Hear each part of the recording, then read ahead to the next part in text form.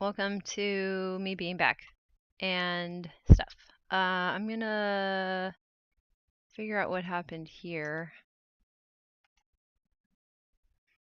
That's not what I need.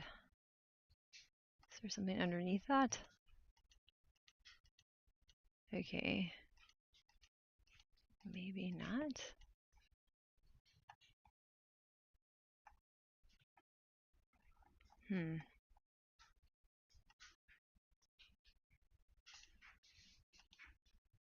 Oh, there we are.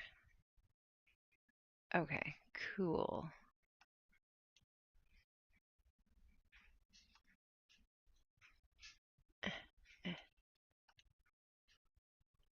That's fine. It's not cute, but it's fine. Okay. Also, why is this not working? Excusez-moi. What? Too quiet? What do you mean too quiet?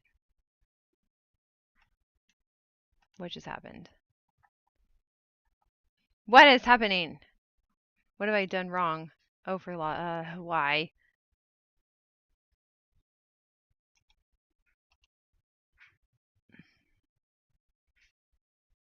Mm-hmm. Oh, I know why, because I can't have that right next to it like that. Okay, that's cool. That makes sense. That makes sense. I get it. I get it.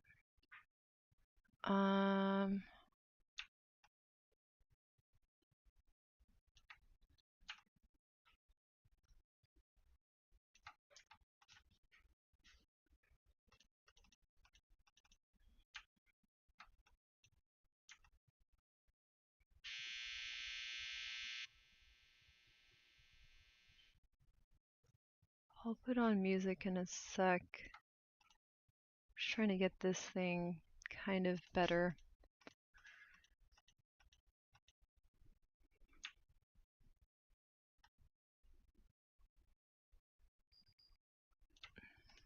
That's fine.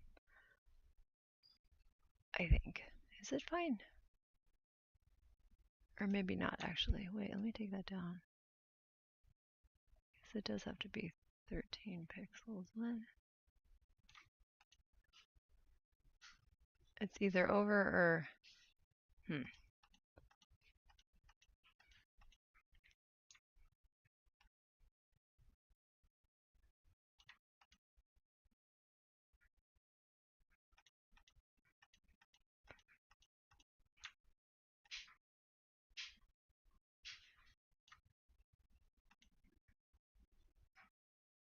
It's fine. It's fine. Okay.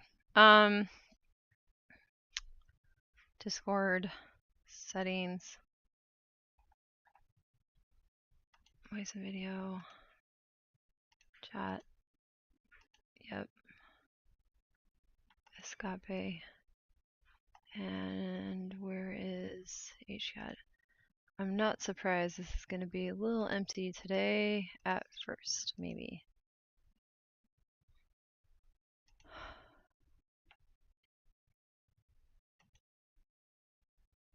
Okay. Also, why isn't this working? What is it? Too quiet? What do you mean too quiet? I'm like right here, bruh. What? Wait, let me try this again. Start captioning. Test, test, test. And now it's doing that. Oh, this is wrong. That's why. I don't want the default. Did this die?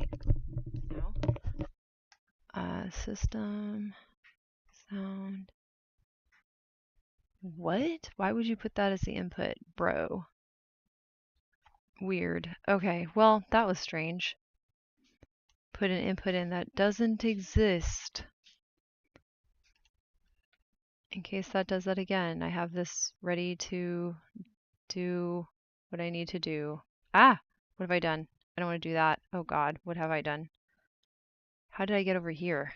Oh no. This is not what I need. I dragged something to a screen it doesn't belong on. Oh no! How do I get back to the other? Oh, good God, no. Please no. Why is this happening? Oh Lord. Okay. Well, this is a mess.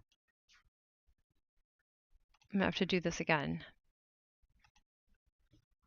Also, how did this happen? Where's my OBS at? Oh, good God.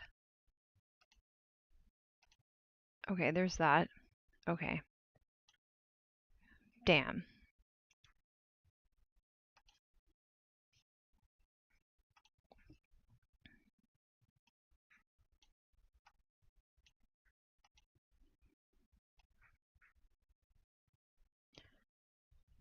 Okay. Has this gone back to default? I hope not. Let's find out. Yeah, I didn't. Okay, good.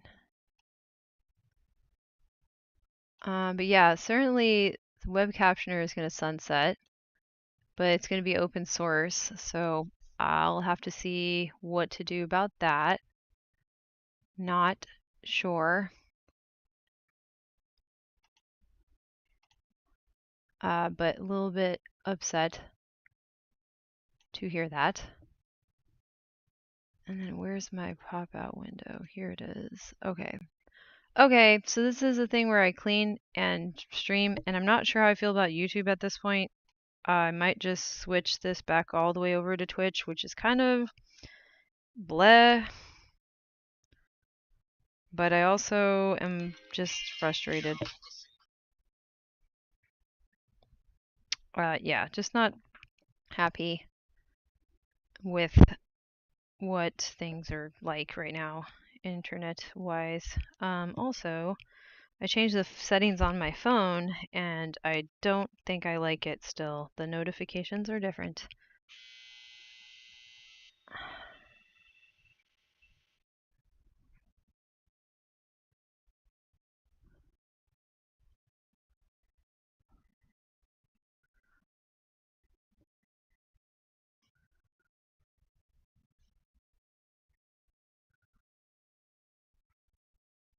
Okay.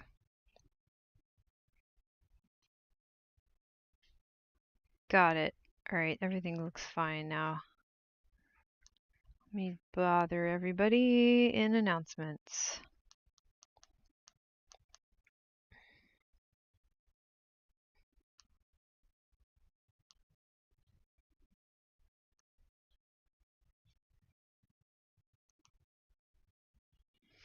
Okay. While I'm waiting for people to show up, I think I'm just gonna sit here and do little crafty stuff before I start, and then just sort of talk about what I think I want to do today on stream. I haven't been streaming because I had my partner in town. They live in a different city that's a bit far away because I live in a gigantic state. And yeah, I saw a movie with him, and that was interesting because movies are now a vehicle for people's opinions to be turned into content, to be turned into, I guess, a career, kind of something like a career, a modern equivalent of a career. And I have kind of reached my limit with that. No, I have. I've absolutely reached my limit with people having opinions on everything that I don't want to hear I mean, I just don't. I don't care about other people's opinions of things that I'm experiencing in my own way. Hearing their opinion of how they experienced it. First of all, you don't hear that. What you hear is something that they think will apply to a general audience, so that as many people as possible are going to want to watch the video. So you don't hear their personal experience of it based on their actual life, and because those are personal details that other people frankly don't care about. You can present them in a way that people might care about, but that's a skill. To be a phenomenal storyteller who can tell autobiographical details and then share what something means to you based on that. I hate the word fundamental, but like fundamental way that humans exist. So your experience of something based on that experiential uh, collective set of memories and concepts and beliefs, etc. The structure of what you think the universe is within your own mind.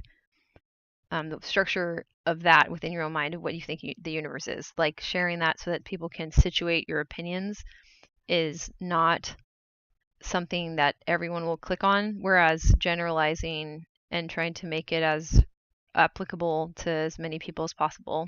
Applicable? Applicable. I guess you could say both. That's what people do because that's what you have to do if you're going to share your opinion, and I'm done. I'm so done with it. I hate it. I think it's a terrible use of time, and I think that it doesn't really make sense.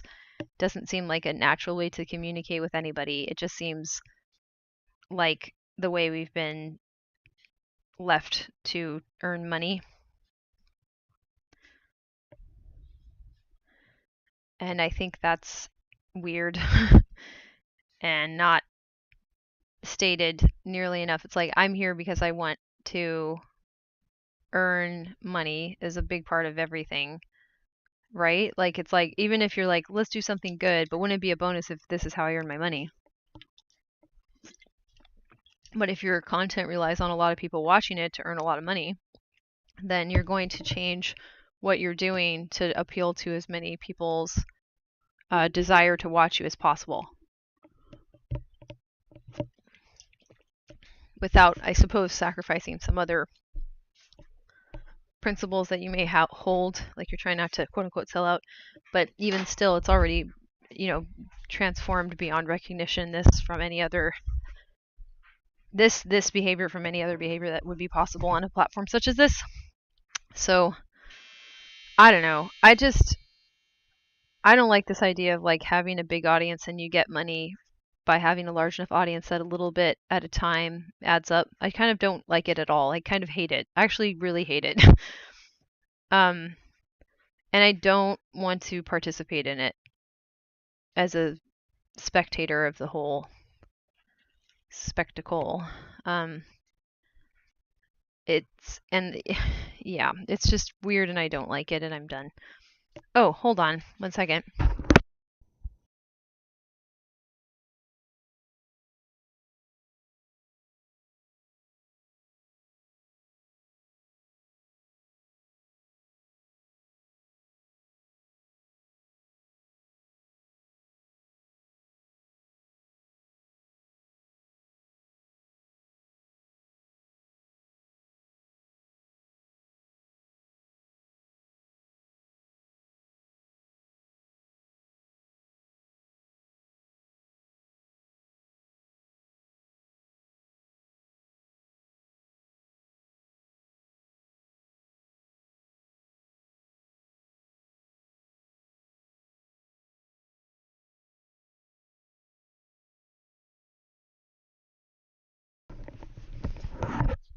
My partner left something at the house and he's going to come back for it. Yay.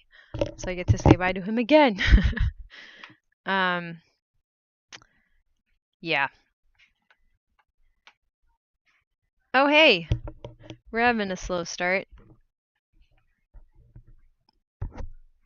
And if my audio is coming in weird, you can let me know. I was just kind of, can I hear you? Hold on a second. Let me make sure. I might not be able to hear you. I think I can't. I have one of those crystal bead things on my desk, so I'm trying to not put it away, but that means my desk is not at all functional. Where's the arrow at? Oh dear. Okay. Properties. Audio. Okay, no, I should be good. Wait, hold on. Let me test. Yeah. No, I'm good. Okay. But yeah, I saw a movie and then I don't even want to get into like which movie I saw because the whole point of it is I keep seeing content on the internet, which is people having opinions on something. And the weird thing about having an opinion on something when you're trying to build an audience on having an opinion on it is that you don't actually situate your opinion at all because that would alienate part of your audience and you just want to get a large enough audience that way. You have to have a gigantic audience, so you have to, I wouldn't say lie about why you are the way you are, but it's just that nobody's going to care about that. They just care about the thing that most people find interesting to engage in. So that's what you'll do, is the thing that most people find interesting to engage in. But if you do that while trying to simultaneously talk about your opinion, good luck, because nobody really cares that deeply about other people's life experiences and what something means to them because of those life experiences and all the things that make you you. So your opinion is an expression of yourself more than anything else, and you can't have the widest audience possible while just talking about yourself, because everybody else wants to talk about themselves too. Like, it's just that's the whole thing. Like, to be a performer is to not do that. And so I think that, well, to be a performer is to take the things that happen to you and to channel them into something abstract so other people can fill in the meaning, not to tell people what the meaning is of another piece of art. That's not performance. And yet people are in the position of being performers because people are as long as you have an audience, you're a kind of a performer. And that's what we're all wanting, is a very large audience, because we will get a trickle of money out of every one of them, and we don't like our system that we live in or the jobs in it. And one of the reasons we don't like the jobs in it is they don't actually pay for your life, like costs. Anyways, so that's what I've been rambling about. And then let me see who else I can make come in. Let's see here.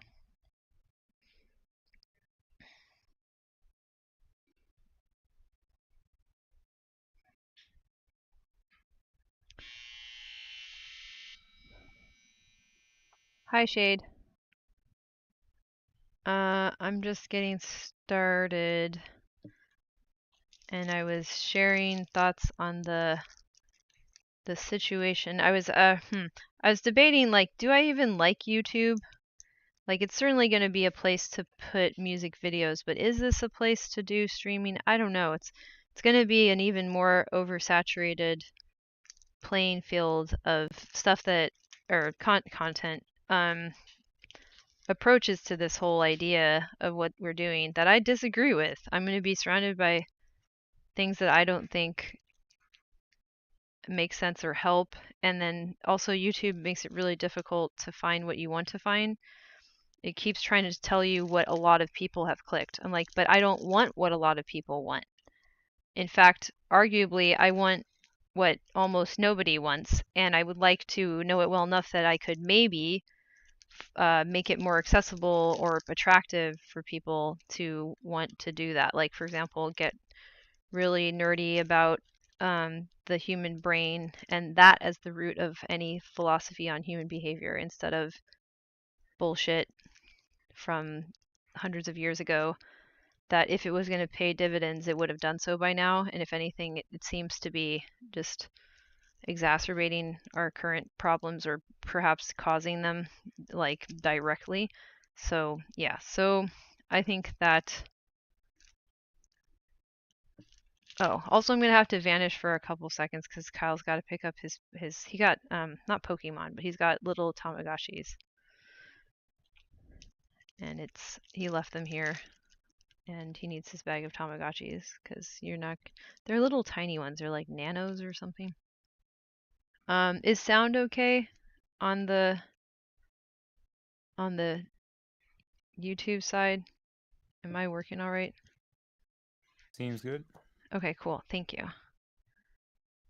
So other announcement is I'm going to start doing the Housekeep-a-thon style stuff twice a week. Thursday, according to how... Oh, Kyle's here. You guys can chat. I'll be right back.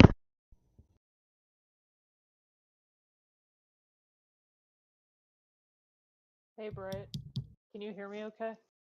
Yeah, I think you're actually I can always increase my user volume, but you're quiet as always. Yeah, well, when I since I just took a shower, I can't use my like big headset while my hair is soaking wet, so that's why I'm quiet. Is that I'm using my wireless earbuds instead. Um, Hmm, I see. and I don't think there's a good solution to that, other than to maybe not take a shower right before each cat. But You I could lost always, track of well, time, so. I suppose it depends if like you're washing your hair like fully. I always wear a hairnet, or no, what do you call it? A shower cap or whatever. Yeah, I don't know. How do I say this? I have to use conditioner every day because my hair gets very, me and Jane have talked about this, but my hair gets very, very dry. I see. So yeah. I feel like it's the opposite thing for me. I've changed my routine to where I wash my hair once every 2 weeks actually, and that's all really I need. Yeah, with this sort of like the new routine, and I've checked, doesn't smell, it doesn't look oily, doesn't gather stuff. It's got Yeah. no dandruff or anything like that, and Yeah, it's long. Yeah, I don't shampoo very often, so I'm not like, you know, actually using shampoo very often, but I need to, before I was using conditioner or anything, my hair was just uh, a dandruff-filled mess. So what sort of hair do you have? Is it sort of like curly, or is it straight? Is it it's high or straight. low porosity? It's straight. I have thick, straight hair. Hmm, maybe like a Um, high porosity then, I guess. I really don't know enough about hair to know that. I just know that using conditioner often finally stopped the problem. Yeah. So for now, I'm just gonna accept that. And taking a shower is my escape from the chaos. And you can't see, but I'm currently gesturing to all four of my cats that are within 2 feet of each other right now. I see, I see. I am I am actually a bit of a all over the place. Mostly I was gonna chip in just to listen because I haven't had my meds Oh, since Thursday. Yeah, and it's like so are you on Adderall? no, I'm on Elvance or Vyvanse is that you guys call it. Okay. Vyvanse. I'm on Well, Vyvanse. I'm back too high. okay. I mean, Jay is on technically both, so I mean, that's Hmm. the only reason that I think I I might be on asked. a higher dosage perhaps than I Well, need. he takes it twice a day because it wears off too fast. Oh dear. I'm already starting to question as to not say whether I should use it, but whether, I mean, I feel like in the future I would try to supplement it with other things if I can and not be on medication. It's not really out of like any ethical reasons, although the money stuff helps you, but I mean, that's always valid. Um, I can't say I relate. I mean, I'm not on a stimulant-based medication, so I can't relate. hmm yeah. But you're on what, Zoloft, right? Or what you're saying? Yeah, I'm on 150 now.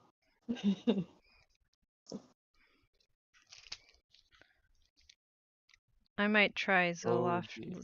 Zoloft because I've decided. Well, it's kind of decided for me. The neurologist wanted me to get off of fluoxetine because it has some possible connection to migraines. Hmm. So I got headaches on Prozac as well, you did, actually. yeah. Um, I mean, it wasn't the reason I stopped. The reason I stopped was that my sleep I couldn't sleep. But Yeah. um, but yeah, I had headaches on it too. So I don't know. hmm Maybe Prozac just doesn't work as well for us. I don't know. It may be, Um, yeah. And we are more that's prone just to my theory. headaches and we're more prone to headaches and migraines than the general population. So it's like Yeah. it's worth asking if there's a little bit more even still. I don't That's know. so, huh? I remember Mhm. But my yeah, mother it's always used to fun. get like migraines for years. Mhm. It's Mhm. weird because I think Rowan told me that they were trying to switch on to Prozac because Zoloft didn't work for them. Yeah. Yeah. Well, I mean, So confusion. it's trial and error because I mean, I thought that in terms of how it helps to stabilize some of the just difficulties with feeling okay, just generally that. Yeah, I found that helpful. But with the migraine situation and I do think some of the issues are like situational for me. Hmm. So it's like also if things are a little bit better in terms of managing life, then that might be sufficient, but it's not ideal. It's more like troubleshooting my reactions to things that led me to this Hmm. point. Yeah, I mean, medication is also very odd. guessing game at the moment, anyways. Yeah, it is. It is. Absolutely. Jay is still playing that game as we speak. Yeah.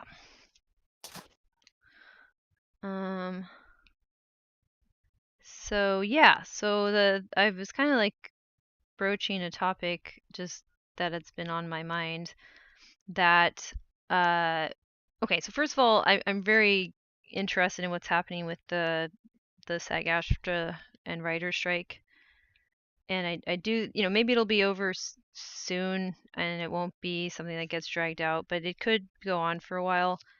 And Yeah. it has implications for all social media and like content creators and well, influencers is the category that people would probably use in like the industry that wants to keep getting money out of people. Roll's eyes that you guys can't see. Yeah. Could you tell me a So bit more about sort of like what's been happening because I've been out of the loop. yeah, so basically, the contract negotiations fell apart between SAG-AFTRA and this weird sort of legal entity that represents all of the studios. And all of the studios are owned by billionaires with, massive stock. Too much money. Yeah. Oh well, too much money, but it's all stock market shit. So Yeah. it's like it's Yeah. all that. So they This have is like true. the board of directors and the major shareholders are basically running the industries and what's Yeah. acceptable or not. And so the contract so basically like most actors, the vast majority of actors represented by this union, which represents all of like Hollywood and all commercial media really that is in film and television, they're all being paid so poorly that they can't even qualify for health insurance support, which is only at like 20 something thousand dollars a year. Oh my god. And in residuals, because the residual system isn't developed for streaming, they're getting like 1 cent of residuals for appearing in major television shows. Oh my god. So there's that, and then also the studios want to scan the faces of background actors and have them sign this spooky waiver that goes about in reality television. Yeah. So forever and ever in perpetuity throughout the known universe, for all time, they can use your image is the goal of them. That's creepy. Yeah, That's and creepy. you'll get paid on a very so many tiny levels. get paid a very tiny amount of money, and then they can use your likeness, your face, your voice, your body wherever they want forever, anywhere, to the Martians, whatever, like it's yeah. And rightfully SAG-AFTRA was like, no, that's none of this is yeah. And so None of that is necessary. yeah, and the issue is that like it's changed the entire industry so much, the streaming model, because like all the corporations want is for people to buy subscriptions. So once they get the big hit of subscriptions, they no longer care about the show. If they're not going to get more subscriptions out of the show, they might as well just cancel it. They might as well just run it for a little while and then get rid of it and then start it again. So what they're trying to do is it gets all of us subscribed to their shit so that they can bleed all of us like little ants that, bleed money. So that's the situation. And YouTube But the fact that it's like so blatant, it seems like a pretty desperate move that it's not working.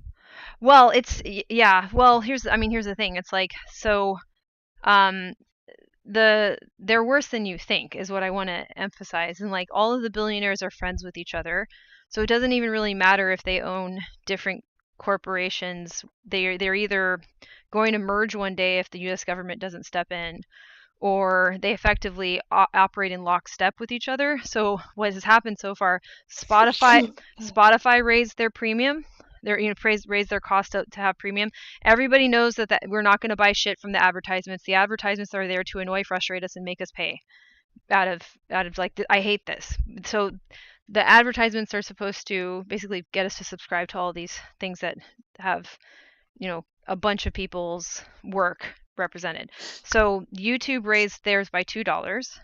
And if you go through Apple has some 30% charge on top of it, and Apple raised it up to $18.99 for YouTube subscriptions to not have ads and to be able to play it in the background and all this shit, right?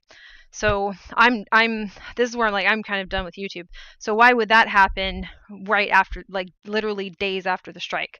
Because they know that people might watch us for content. It's easier for them to try to bank on that than to make reality television, which is a dead thing. People hate reality television. I mean, they'll watch it, but it's like what people will watch even more is the commentary on whatever that reality TV is about on YouTube. They'll watch YouTubers comment on it. So they're trying to corner the market on influencers right now, and influencers and all of them clearly don't have union representation.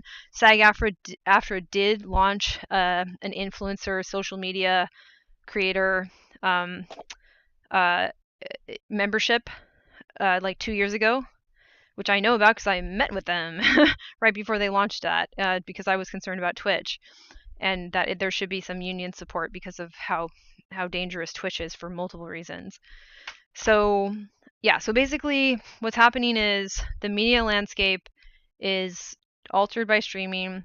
The studios that produce all the movies and television are completely captured by accountants with like narcissism.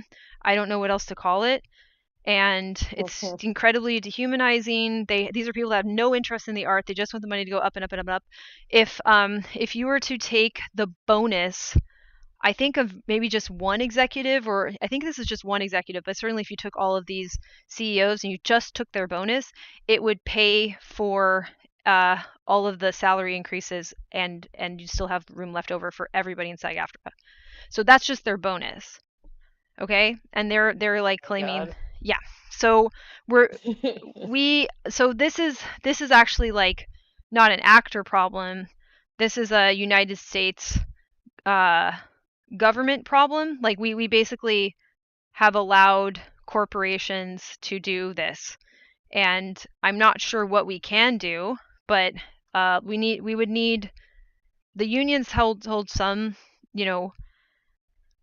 hold some of the cards here, but ultimately, like, we have oligarchs in the United States, technocratic oligarchs, and I don't know what we're doing at this point. Our government is ran by people on both sides who are so old that they're malfunctioning while doing their job because they're just like in their 80s and 90s. Their cognitive decline is so significant that not only could they not understand any of these problems to begin with from like a cultural perspective, but they just simply can't do that kind of mental work. That's not that they should be just not working. Like they're too old. So I don't know what to do. But yeah, so that's like the short summary of it, is like the strike is a part of a larger population-wide problem, and all workers are being the writers' strike started because they were trying to replace them with ChatGPT and just have them pay them much less to show up and basically course correct ChatGPT, because the people that run these corporations, they have no respect for the arts. They have no respect for anybody at all. They are probably mentally ill because of, I mean, honestly, they have some form of an addiction. They only hang out with each other. They're completely detached from reality. And I don't think they're mentally well. I think we need to, like, this is like, we basically need to abolish billionaires. And this is another manifestation of that. So it's like, you can call it like corporate greed, like one of these buzzwords. It's like it's more so that we should not have billionaires at all. Once you have humans that are billionaires, they sequester themselves and lose touch completely with reality, and don't care what happens to other people because they're not their friends. So who cares? Like, who cares if people suffer and die? Who cares if people's quality of life is absurdly low? Look, they can buy shit on Amazon. Who cares if they're, they just don't have, their empathy is completely useless if it works at all. It's impotent if it works at all. And there's my summary. Any questions? I don't even know where to begin with No, that. I guess the tale is old as time. Right? Yeah, I mean, well, it's gotten significantly worse. Like the Yeah. tale is definitely coming to a really ugly place that it hasn't been before. Um, it's so extreme what's happening, and I don't really know what to do. Um, but it has implications for all of us because you have to understand the corporations don't care what people watch as long as they get money for them being on the website that they own or the application that they own. They don't care what we watch. They don't care who they'll go at. So I'm just saying they're going to go after influencers as like a cash cow in a really weird way, and it's going to be just unless if the strike goes in a direction I'm not anticipating it going. I don't see it going anything going back to a status quo. We've been through so much as a planet, as a people on this planet because of COVID. We're just in sort of these deep layers of denial because there was a promise that was made to us by our society of some standard of living that is gone, and the people eroding want more from us.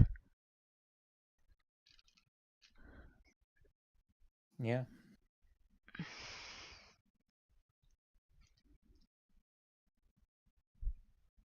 Certainly this era of desperation, I feel kind of, yeah, obviously in on that sort of broader metric, but then I feel kind of feel it everywhere really. More that I think when it will come down to it, people will look out for themselves. So Yeah. it is what it is. Well, you look out for looking out for yourself is an interesting thing. I don't think it's necessarily wrong because you No. can only make a difference in such a wide circle. And we have people that are making differences that no human being should be able to make because of how many billions of dollars they're able to. I mean, they don't give people a hunk of money. What they do is Mm. they get loans based off of their, supposed net worth. So these are people that basically are, we have a social agreement that we should honor that and that banks should honor that. But at this point, I'm like, why?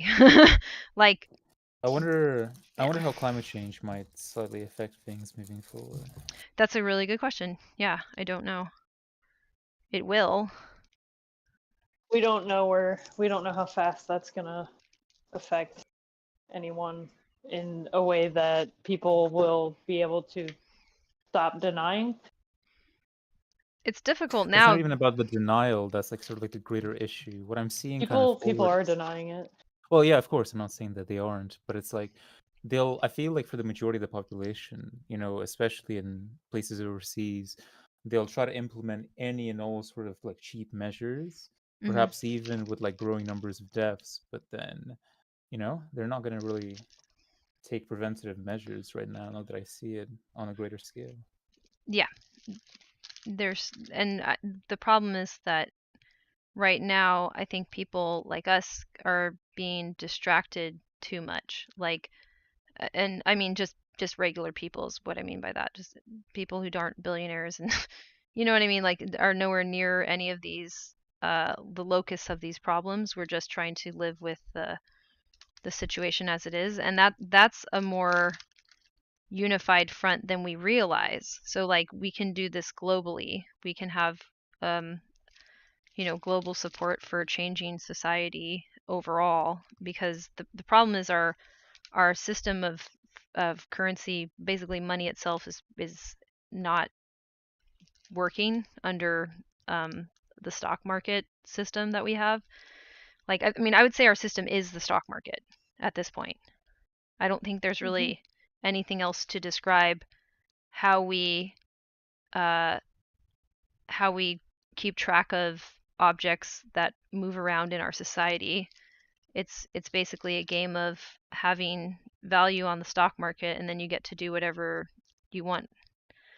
Um, and that's very weird because that value isn't yours, and that value wasn't made by you as like a CEO or anybody who's a major shareholder. And that's what the actors are saying. These people produce nothing. They're parasites. they're effectively acting like, they aren't actually, they're human beings, but they effectively, the system creates for them the role of a parasite.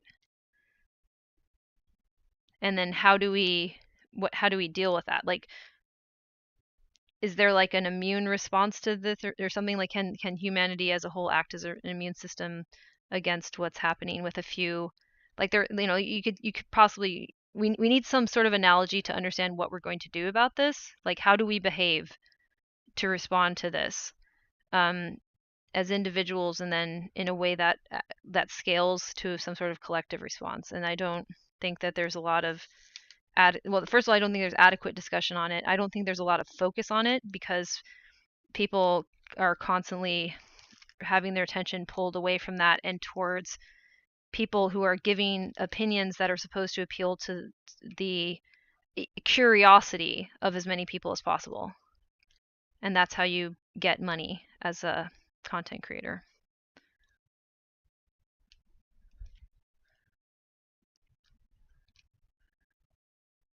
But then the question is, like, should money exist in this form at all?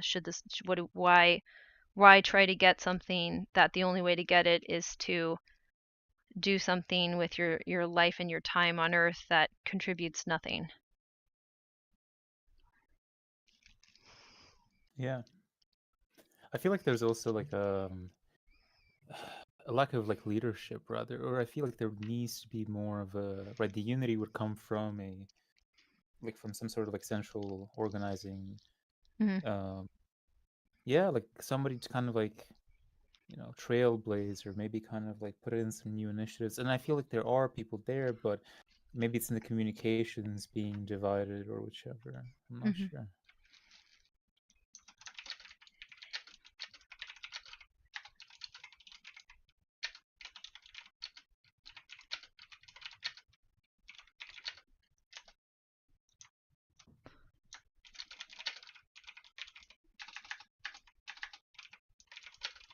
Well, I guess gotta try to enjoy what there is while it lasts. Yeah, well, and then, I think avoiding this, what is not worth enjoying, is sort of what I'm advocating for at this point. And like, how do you do that? I think one, well, right, but Yeah. one way to get closer to that is to see, oh, people from these corporate interests, or what, I don't even know what the right, just the weird corporate stock people, the shareholders and the weirdo The CEOs. hustlers. Yeah, once I know, like, kind of, I think I know kind of what they're doing. So I'm like, well, knowing that really changes how I feel about things. It's like, why is YouTube so shitty? Like, why aren't these applications we're interfacing with designed in such a way that we're getting something useful out of them for our everyday lives? Like, why isn't that happening? And it's like, okay, well, I don't think it's designed that way. I just think that it's because we need money, and we are trying to game the system as it is to get enough viewers that we'll get little trickles of money out of them. So if anything, they're teaching us to act like them. Well, yeah, like the social conditioning, as with all things in like society, is like really strong. Yeah, like, basically, and not it's weird because, like, we're not acting exactly like them because they're not engaging with any of this, right? Like, they're off doing their rich people bullshit together. I don't know. So we are trying to get money out of people the same way that they do, which is like one human at a Mm. time, trickle, trickle, trickle, and if you get enough of it, you get a lot of money. So that's how we're all trying to create our own stability. So that's a big problem. Yeah. Hmm.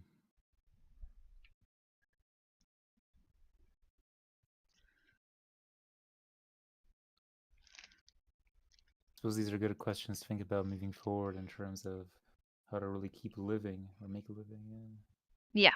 Yeah. What is this supposed to look like given the resources we have, and given some of the, I would say, problems that humans just have as like hardware problems of being a human? Like, how do Mm. you move around in this environment with being a human being and not make your life significantly worse because I just think it's very easy right now to have your life go, like, everyone's kind of on an edge, except for certain people who have effectively stolen the flowers from the people who should have had them, like Yeah. so to Or they say, try to kind of oh, go push ahead. you into a certain mold or a certain fit that really doesn't jive with you, right? Doesn't give you any sort of meaning for life. Yeah. Well, you're supposed to be in line for whatever's on offer. That's what you're supposed to be. You're supposed to be another person giving On the what screen. yeah. So that's where I'm kind of thinking of, is like, okay, so how do we feel about, like, what does a boycott look like in the modern era? Like, why would that be a good idea right now? And I think, a global strike, like a general strike, would be really interesting to talk about. Like, what does a strike look like in the modern era? What does Mhm. it look like to put pressure on people who have power, and at this point in our species history? Because we need to figure out what that looks Yeah. like, because we clearly don't know. I'm sort of thinking at the same time. So it would be a form of what, deprivation, and then in what sort of way? What I connected with, like in my thoughts right now, is like to do with the internet. But we're kind of being conditioned to be so dependent on it. But if people simply manage to somehow find ways to move away from that, you'd think that that would sort of like leverage a lot of control in our favor. Yeah, I agree with, and that's why I'm saying I agree with that. That's why I'm saying that what we have, the fatal flaw that we have to realize in what people are making and putting on the internet, is how they are getting their money. So people get money by creating something that most people will want to look at. And the only way to do that successfully is to eliminate everything about you, every contextual part about you, because we're not interested in other people's memories and histories that much. As a species, we're not, and that's okay. That's why we pay people to do that for us. Otherwise, psychology wouldn't even exist. So we don't have that much interest in the specifics of a person. Okay.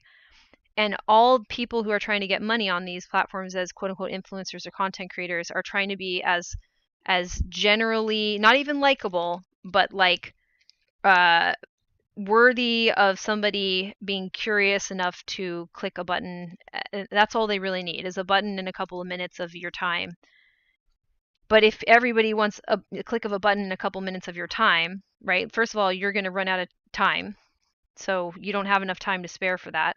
But secondly, the thing that they're going to give you is going to be extremely I'd almost say, like, it's not going to be nourishing. It's not going to be thought provoking. It's not going to be. They can't give you an original idea, because if they were to do that, they need to situate much more of their life experience, and that's again not interesting to people. You have to be a very good writer to create a character focused book that people actually want to read. So if you're not, Right. you see what I'm saying? So we're all trying to Yep. pretend that we're that writer when we're not, because that pressure in the system that we're currently in is pretending that people that on some level will be interested in you just for you, right? But if you're never actually sharing yourself, then that's not even something you should pretend could happen. You can't really share yourself, because not very many people will click on that. You're too weird, and people aren't interested in finding out all the nitty gritty about you. Like, we have friendships and interpersonal relationships for that, and family for that. So you Suppose it can't. depends on your objectives as to why you want to write the book, isn't it? Well, certainly. I mean, if you absolutely, but if you're going to write about a human being that other people might want to sit down and read, the better thing to do is to write about somebody complex that it takes a while Mhm. to understand. Hmm. But if you want to make content on the internet that is not what you want. You want to make something that Right. most people will understand well enough that they just will look at you. All you need is a bunch of people to look at you in a row and you're set.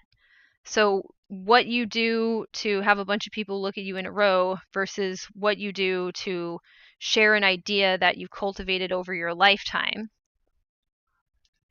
that's a very Mm, different proposition. And so one of them, you need a lot more skill to get somebody to want to do that, to listen to you yeah. that long. So we're all in a situation where I don't even think this is how people normally speak. Like I don't think they're being fake. I think that people are um, doing a behavior that distorts their humanity automatically. Yeah, I think it's almost like the performers of YouTube, like the typical ones. You could say that they're like master tricksters in a sense, peddling illusions, like the sort of like the shadows on on the cave wall, like Plato described it. And so people sort of like are confounded by these things that they think that they want to see, that they are. But I don't know. I feel like, yeah, like in the world that we live in our society and the education system, it doesn't teach people to sort of like discover themselves or the world, really. A disconnection from nature, maybe. Yeah. Well, just disconnect. I mean, I'm not. The nature that we know the best is like human nature, and yet we don't know what it is really. Like Mm.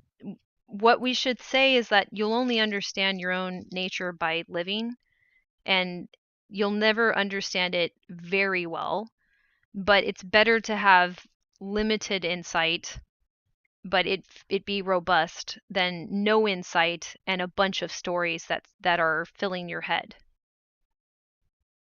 Yeah, it's kind of like that thing of like you meet the person who thinks that they know everything, right? Hmm. About that there is to be, whether about themselves, about a specific topic, versus someone who has done more things and they're more aware of like everything that they don't know, right? Also, hi, Sad Pepe, and thank you. I have new songs coming out. Yes, new music soon, but okay.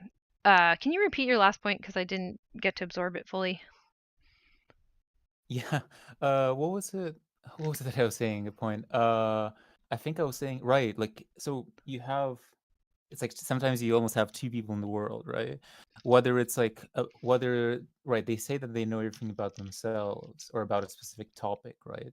And they Hmm. act as such. They have that confidence. And then there's folks who started looking into something, and then they sort of delve more into it, and then they kind of realize how much they don't know, and sort of like that humility that kind of comes with it. Yeah, and I think what's a beautiful goal is to accept that the limitations on what we know make it it demands us to go out into the world and keep learning. And we're currently in a situation where the content creators are not making something for you to go out in the world and keep learning. They're trying to steal your attention for a few seconds so that money pops out of you. So Yeah. it's not even like a malicious sort of distraction. It's just nobody really has enough money, so it's very attractive to think that this might be not this may not be an unethical way to get money. I'm just taking a little bit of money from a lot of people, so what's the big deal? Well, it's like, well, Yeah. the big deal is that it's changed how you've behaved as a person. Well, it's almost like a condition. It's kind of like a Pavlovian dynamic, right? Because it's because we're all mirrors, yeah. And so, like, if a content creator sees their audience as a source of revenue, by the by, then the people will feel, well, if I subscribe or if I add or if I give these things, then they're going to give me more tailored content and attention, maybe even to me, and I'll sort of like feel connected to my content creator or whatever. Hmm. Well, and the content creator doesn't have to worry about any of that, because if there's first of all, if they have a big enough number of followers, that expectation starts to vanish, right?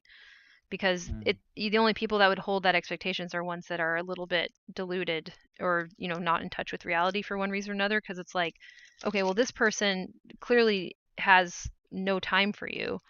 they have to get through all these other comments, and they're most likely never going to read your comment, etc., and so forth, right? So as the performer gets well, it's kind of a type of performer that doesn't know they're a performer, so they don't do a very good or ethical job with that role, I'll say. But the performer, as they get bigger, then they're getting the money that they want, but they also are having less expectations put on them by whomever is following them. Obviously, like if they've already gotten your eyeballs, you've already contributed to them getting more eyeballs, because they will now, they're at a higher tier of visibility. So you know what I mean? So like the Yeah. person who's doing the and then possibly what ends up happening is more or less some people in the comments are going to get the idea of like, oh, I'd like to do that too. I'd like to be distant from people and yet taking a little bit of everybody's money. It's not great. Yeah. At the same time, it's like I don't know how to feel about the relationship that sort of should be built there, because if it's like if it's sort of like like say if I was a content creator Mm-hmm. and if somebody wanted to give, I don't know, Fiverr, like just in general, just to support the channel, and that's it. I don't mean monthly or whatever, but that sort of contribution, I guess I would be okay. But that depends on where the person is. But then, like, if it was more than that, I would just get uncomfortable. I don't know, because I feel about like I've watched some streamers in the past, and the thing happens where they get a donation, and then I've seen this happen so many like times in different phrased differently. It's like, oh, you shouldn't have done this. Oh, this is like huge. Oh, like like, oh, can I return this to you? But it doesn't really happen. And Mm-hmm. then, well, then people will say, well, the viewer made that decision. It's their decision, so they have the right to do so. But then I think about some forms of content, some streamers, which then are very predatory Yeah. in the parasocial relationship and the way that they do things. So then, what's the ethical framework there? Yeah. Well, and I think for any of the things that are currently happening in this landscape, like the ethics are so low down in the tiers of consideration that people are going to take. Like ultimately, you just want to go quote unquote viral, or you basically want to get as quickly as you can to a lot of people seeing you, so you can get a lot of money. Like, I don't know if it gets much deeper than that, because your first objective is to get a lot of people. Like, my phone's totally gonna die. I need to switch to my other headset in a minute. Hold on. There was something I wanted to add to this Go. discussion, Yeah. which is sort of building off of what you've been saying about how like content creation sort of forces the creator to like view people as like a metric towards their financial success, right? They just need people to come and go to add numbers to their video, and that will make them money. Mhm. In that there are a lot of people on the internet that, specifically I would say on YouTube, that are doing the thing that they love to do, but because of the structure that social media influencing and YouTube especially has created, they've determined that doing that thing on video and then trying to cater it so as many people's eyeballs will look at it as possible is better than any alternative Yes. to make money off of doing that thing. Right. Right? Like, I think one of my favorite examples of this is a clay sculpting YouTube channel I watch. He makes little nerdy things. He's weird and creepy, and he like his whole jam often is making like cartoon characters look realistic, and often it's very uncanny and weird and creepy, and it's very creative. He's extremely talented at what he does. And you could argue that he could just make a business out of it, right? He Right. could make a business out of creating clay sculptures, have a store and sell those, and I mean, given what he does, and you have to assume that that's the decision he made. He was like, it's probably better for me to bank on just people looking at this enough that I'll make money. Right, correct. So then it's like, okay, so then if nobody owns your work, then somebody owns something, and it's the eyeballs. The corporations don't want to own your work. They don't care. They don't care if people were literally watching dogs poop, as long as the eyeballs are where they need them to be, because you need to pay to put your eyeballs there. Well, more specifically, advertisers are paying for you to have your eyeballs there for free. Well, for the most part, though, that's the thing, is like ads are so fucking annoying, most people are going to pay to get rid of the ads. Like when you say, you know, you don't say like, oh, I'm missing out on the ads. You say, I'm getting rid of the ads. Sure. Yeah. So I think all the corporations are aware that we really hate advertisements. Of course. Yes, absolutely. That, like, yes. I mean, yeah. Like, Hulu, I don't know if they still do it. I would assume they still do. But like the lowest tier of Hulu subscription is like you still have advertisements. Like you still get like commercial breaks in your shows. Mm-hmm. And you have to pay like an extra $3 a month or $5 a month to not get ads in the middle of your shows. Yeah. And that's like the number one selling point of YouTube Premium is no ads. That's the number one selling point of every single phone app that has a premium version is, oh, you don't got to see ads anymore. And like there is the necessity on the creator side of it, they need the ads so it can be free, right? Mm-hmm. If they don't have advertising space, they can't do it for free. Mm-hmm. It's the same because it is both, right? It's like literally that. Like YouTube could not be free. Twitter, Twitch, all of these things would not be freely available if they didn't have ad space because they wouldn't be able to afford to just to run it, to have the servers and to actually run the platform. It would have to be exclusively paid if they didn't have ad space. Right. But you are right that like every single platform, every company in the world that uses ad space is aware that people don't like ads and will pay to get rid of them. Right. And what we need to ask serious questions about is like, okay, who owns the shares for the advertisements? So I have so many questions about. So okay, so Can you rephrase that question? so like the companies that are advertising, who are their CEOs and who are their shareholders? Who are their top shareholders? Who's on their boards? So who are those people? Because like I would assume, you know, it's those people have a lot of money to so basically they're saying we're going to pay you to display our ads, right? And then the companies go, okay, now we can run these streaming, whatever, live stream, whatever we're doing, right? We can run all this shit. Okay, great. Well, we're going to make sure that people pay us more money so they don't have to see the ads that you gave us money to show. Isn't that a bit odd that the people who paid money for their ads to be shown are a little not concerned about a bunch of people paying to not see their ads?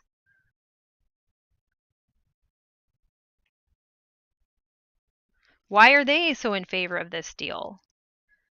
Seems like they're not losing anything on it somehow. I mean, I'd probably be willing to go as far to say that like at least part of it is that they're very far behind the times. Mm-hmm. Advertising hasn't exactly evolved in terms of like reaching the demographic, right? It's like I would say that advertisements on YouTube aren't significantly different from advertisements that were on TV. except for like like obviously the content of the ads and sort of how they film them and sort of the emotional through line that they're trying to hook the viewer on is very different. But the way that they advertise is more or less the same. Like it's still commercials, right? Like Mhm. that's like mid rolls on a YouTube video. That's a commercial. Mhm. Like and I wouldn't be particularly thrilled about advertisers trying to innovate new ways to get their product to me because they're going to make it more invasive. But yeah, I don't think I have like a particularly satisfying answer to that question. I don't know what they get out of that deal. Well, that's why I'm saying I would like to know who they are, because Sure. if they're connected to the corporation in any way whatsoever, and if they own stock as well Which in they probably do. which they probably do, so then they don't need their advertisement to do anything. They need their stock to get higher in value because people are paying to not see their advertisements because they're fucking annoying. Mm-hmm. Mm-hmm. And also potentially embarrassing because working class people can use YouTube as audio for something that they're doing, right? Or you can, so basically, like, if you use any of these things as backgrounds, because there's so much music and ambient sounds and all this stuff, right? What if you're using some people make stories on YouTube for you to listen to while you go to sleep? You can't do that with the ads on. And if that's Right. what No, I like. yeah, Yeah. No, I like to listen. Like, I like to watch / mostly listen to like D&D live shows yes, while I sleep. But I don't have YouTube Premium, and there's no way to block ads on my tablet. So I've just gotten to the point where I don't do it anymore right. So because every time, yeah, like I'll lay down and I'll get comfy and I'm got my eyes closed, I'm listening to D&D, and then an ad comes on and I turn my tablet off. the question then becomes, isn't it quite true that advertisements don't belong on YouTube? And that's why we're paying to get rid of them. And the advertisers must realize that they don't really belong there, but that if they help out the corporations by making something that we fucking hate interrupt, and they have a value, they like, basically what they could do is just interrupt it for no fucking reason and just be like, bitch, pay for premium, bitch, pay for premium. And now we have True. this pretense that there's a good reason to show us ads when I'm pretty sure everybody universally fucking hates them because they don't make any sense with what these Yeah. are actually being used to Well, do, and that the people in the corporations know that, and the people with the advertisement know that. There may be a couple smaller products that are trying to do this differently, but I'd mhm. say the vast majority of it, this is why it's happening. And it's probably not even worth it really Yeah. to be that smaller advertiser trying to do that. So the best I can do is sort of make an educated guess because I don't have access to the data. I'm sure it's not publicly available. Um, but I would wager a guess that the larger majority of YouTube's uh, concurrent user base use it free. I would guess that those that pay for YouTube Premium and those that use some sort of ad block make up less than 20% of YouTube's concurrent user base. So that's something that has to be factored in as well. Like we have to understand that the majority of the people that are using these platforms are not willing to pay that kind of money or can't pay that. Like you know, when you have a lot of expenses, even $10, $15, $20 a month can be a really big deal. That's a whole meal. That's maybe a more important bill. And people will put up with things that they don't like to get to the thing that they do like when they don't have an option otherwise. So I don't know. Like, I think that's part of it as well. Like, like, as a hypothetical, I think if YouTube made an announcement next week that they were going full premium, no one could use the service for free anymore, and you had to pay for it, it would, by the end of the year, be a dead company. More or less. I don't think it would like actually go under. But I mean, there would potentially be some like some lawsuits from shareholders, and because the stock price would probably plummet.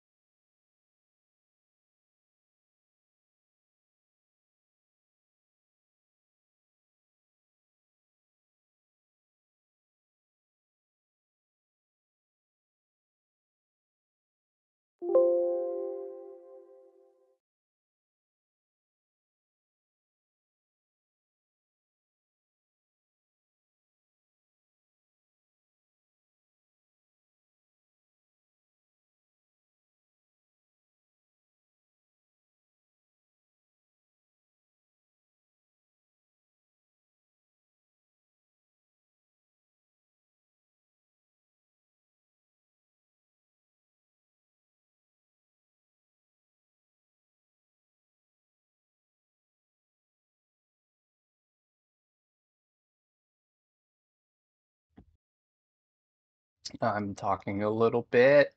I'm making noises with my mouth. You're welcome.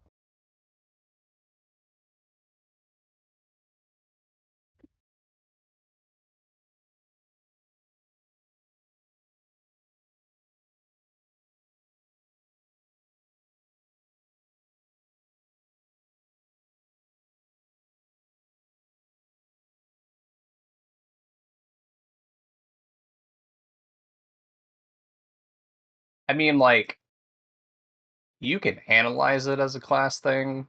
Whether or not the advertisers intend it to be that way, I'm less inclined to say. I don't, I don't, I'm not sure they put that much thought into it. Sure. But they're also not using the platforms that they're advertising on.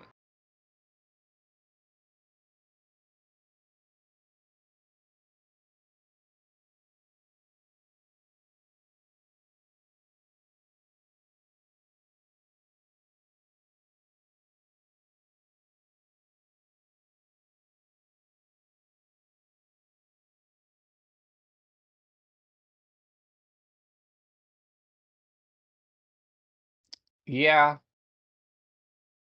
Um, well, and yeah. Hmm.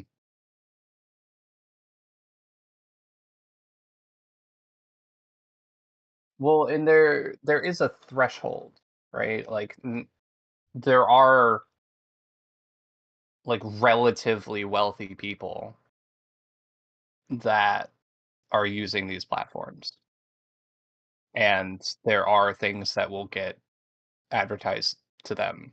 Um, oh, I think stream lost audio. Yeah, somebody in chat just said that your audio cut. They're only hearing me. Okay, can you hear me now? If I do it like this? Okay, thank you. Yeah, I I was think just, that yes I was was all, yeah, agreeing with the yeah. other person. Okay, so all I Okay. was saying, Yeah, thank you. you're good. Yeah, all I was saying was that like the advertisers must know that they're not advertising to the wealthy people, that they're advertising to the poorest people, because those are everybody else pays to make the ads go away. So they must be conscious of that. So that must have changed their advertising strategy already. Because think about it, when you had television, everybody was gathered around the television. And in fact, the wealthiest people had television. So the advertisements would be geared towards the wealthiest Americans. Those would be the people most likely to see them. And even with something like cable, like you're like, okay, this person has more money. We're gonna advertise on cable. You couldn't pay for cable and get rid of the ads. Now the wealthiest people get rid of the ads. So this must have changed what the advertisements are. Because, like, so... Right, because before you, like, the only way prior that you could... Actually, no, this is interesting, because there was... Oh, wait, Sad Pepe can still only hear the guest? But What? Moria said that it's back. That's confusing. I opened stream and I can hear Jane, so I'm very confused. Okay. Wait, But am I... I'm not sure What? what's going on. Does it Now just not I'm sound like extra me? confused. Wait, what's the issue? What did I miss? No, that can't be Apparently, it. that might be a stream. Okay. I would assume it's I've fine. slipped into another dimension and only half of you came with me. That's definitely it. But Who yeah, officially broken everything? there was a degree to which this sort of thing existed with cable. It was premium cable. Mm-hmm. HBO, Cinemax, Stars, right? There was virtually no advertisements, right? Like between shows and movies, there would be little like bumps and stuff about stuff that they were going to be showing, but you didn't really get ads during that stuff. Mm-hmm. And like I like 100% growing up, that was a luxury thing to me. Like Right. the cool kids with wealthy parents on the block had HBO and had Stars and had Cinemax, and the rest of us that like our parents couldn't afford the So extra like $50 or $100 a month didn't have that here's a stuff. fun thing to chew on about that. So those people are adults now, and that's how they Yeah, grew up, knowing that the poor people had the ads and they don't have to see the ads. And how many of those people are ad executives? How many of those right. people are CEOs for companies that are having to rely on ads or using ads in some way, but we don't even know how anymore, right? So you have to think that, like, they grew up knowing that too. We all grew up knowing that. And now Yeah, these are the people that are in their 30s and, you know, whatever, late 20s or mid 30s up till their 40s, whatever. They all grew up with that mindset, at least. And now we're all aware of that. So then those people, so there's people who have grown up never seen ads, knowing that the poorer people did, is what you're telling me. And yeah, now I would assume, based on what the trajectory of those sorts of people tend to be, that they are the ad executives.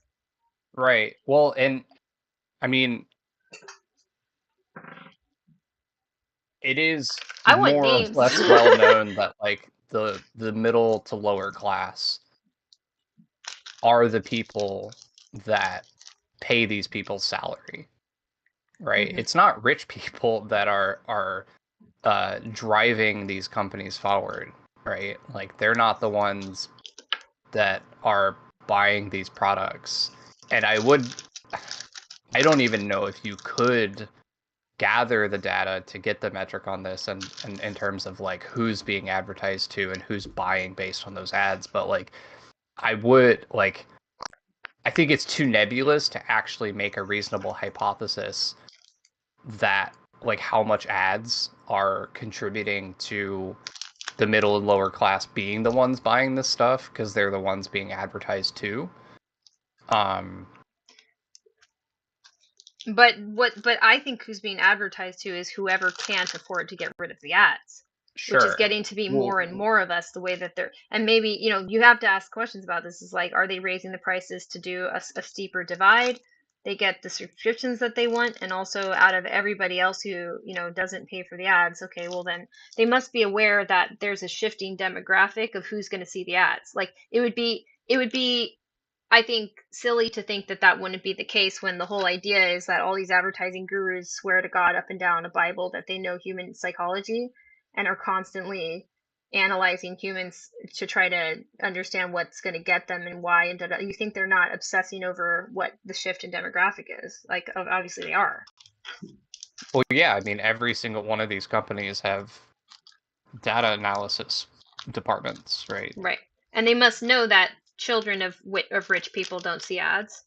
And they must know that children of poor people see ads, because they know that, like, of teenagers or whatever, it's basically 95% of them are on YouTube. Almost 100% are on YouTube. Right. So they know that too. I actually just have a random question about that. What about the random ad blocks and different extensions or programs that I feel like are free to block? Yeah. They're free, but they're I intimidating. just, well, yeah, I don't think most people use those extensions. Yeah. Somebody who's not tech savvy might be afraid of trying to get the extension and accidentally getting a virus. I would go as far to say that the average browser user doesn't really know anything about extensions. Mm-hmm. And nobody's advertising ad block, you know. Literally nobody's doing that. Even ad block isn't advertising itself. It can't. That's right. Like it's it can't like advertise itself. One, because it's like contradictory in terms of its like brand philosophy, but also like the majority of the people it's trying to advertise to are already using it. Mm-hmm. Like I've used ad block for over 10 years. Like I don't see ads. I don't need to. I don't want to see ads. I know the things that I want to buy. I don't want companies trying to force me to buy their things. And I bet they have data on who uses ad block too. Oh, I'm sure they do. I'm sure that there is some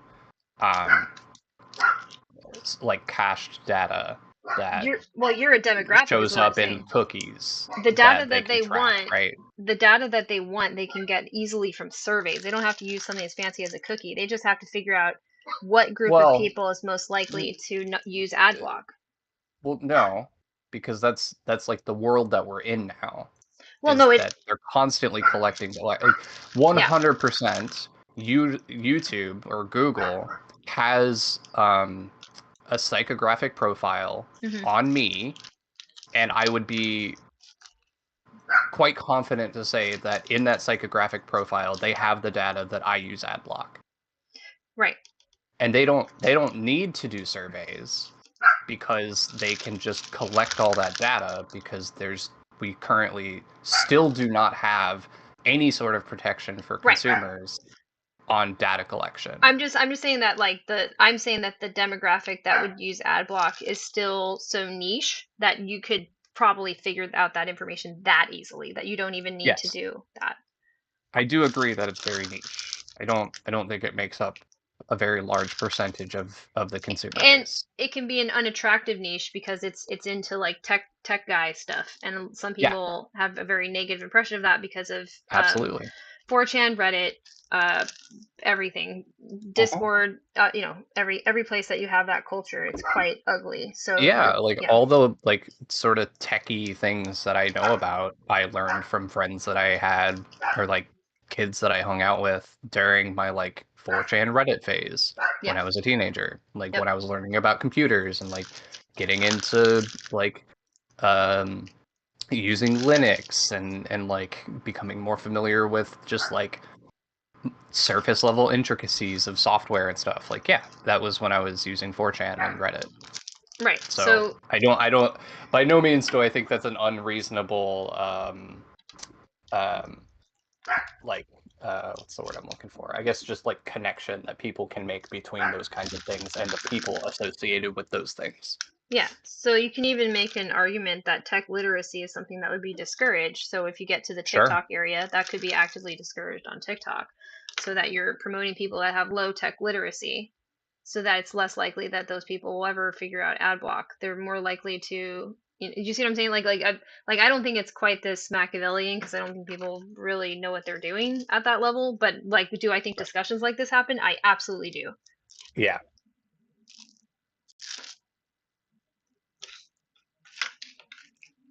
Hi, Sport. Hi. Good to hear you. Yeah. Yeah.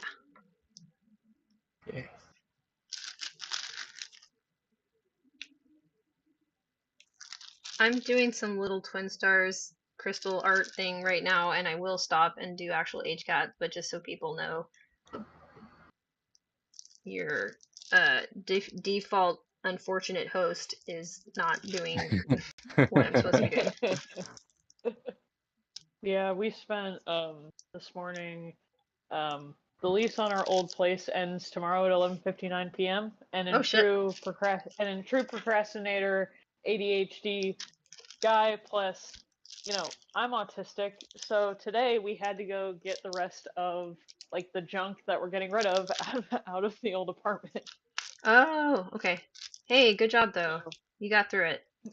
yeah, so that was not a fun experience. And tomorrow I still need to go back and actually like clean the floors and stuff because, cat issues and stuff that we found. Mhm. Yep. Yep. So that's fun, but so Yunaka moved the rest of her stuff in yesterday. That's exciting. Yeah, so she lives here now. Yay. New And roommate. yeah, as much as I had like an autistic crisis over her deep cleaning the entire place, it looks really nice and it smells really nice. Awesome. well, I'm Ask her glad for that tips it looks better. ask her for tips on maintenance. Like get on a good foot at the beginning. Like I have autism. I'm still Yeah. learning. And I'm I have the stream that Jane runs because she knows who I am, and I'll do some of the stuff during that time. But if there's any like tips or tricks that like because you're so good at this, Yeah. Yeah. I like yeah. I had like a full shutdown, almost meltdown because yeah, like I don't know if you saw my messages in Affect First Aid, but it was just like I guess it had been a while since I had had such a blatant like in my face reminder that like my impairments are what they are and that there Yeah. are people in the world that don't have my impairments and can just do stuff that I can't. Yep. Just like things I've been working on for months got done in an afternoon. I'm just like, what the fuck is happening? You're impaired. Yeah. I No. understand this. Yeah. This is okay. And the more that we're Vogel kind of has emphasized with me like trying to like be able to be like I'm just lousy at stuff, like because there's other stuff you're not lousy at, and it's okay that like it's okay for anybody who has a disability for that to just be what their disability is. It doesn't mean that we're stuck without any way to improve it, but we really didn't even have the opportunity to acknowledge it for what it was. So this is big that you did. Yeah. It doesn't feel good, but it's big. Yeah. Yeah. Wow, look at that. Your Cogna Factory is looking real good, support. Look at all the numbers and the days and Let me look. Look at it all. It looks so good. Yeah, I got it all color coded how I like it.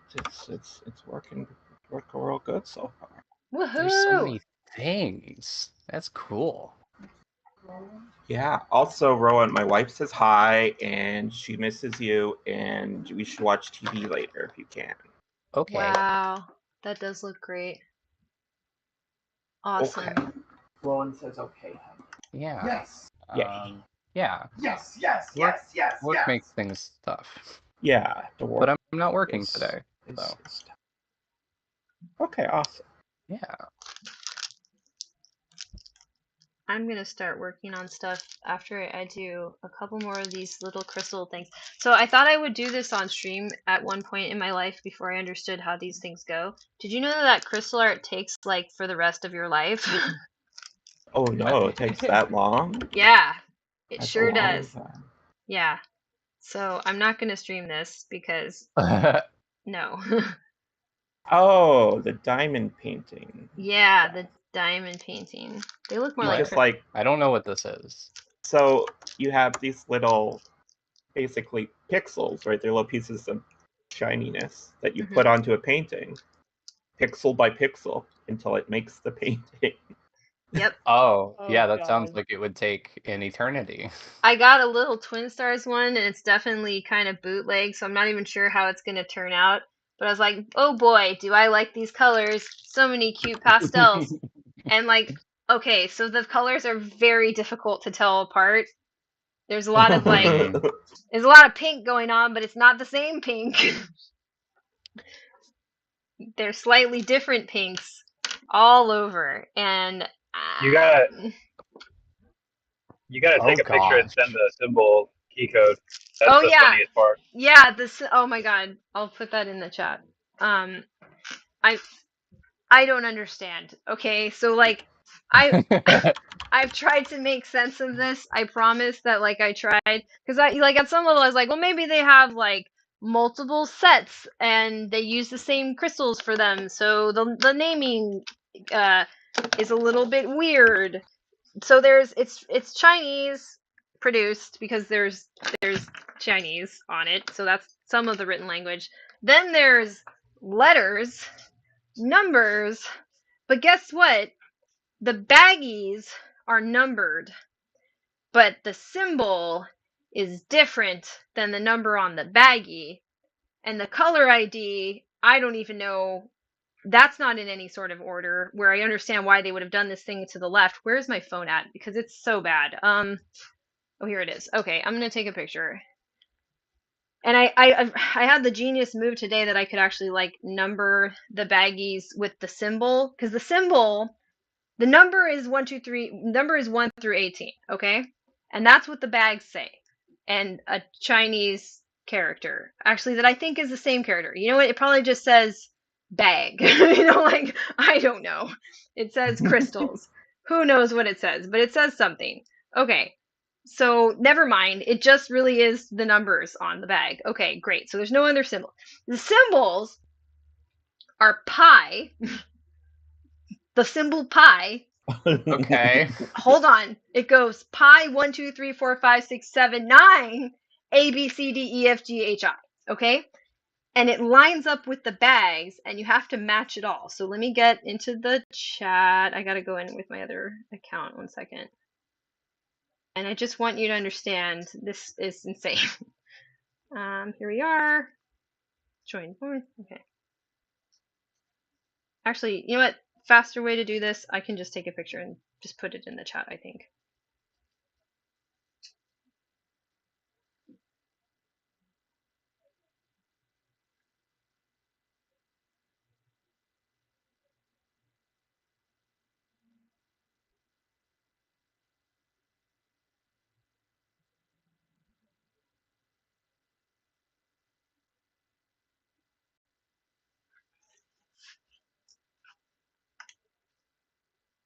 Okay, Jane?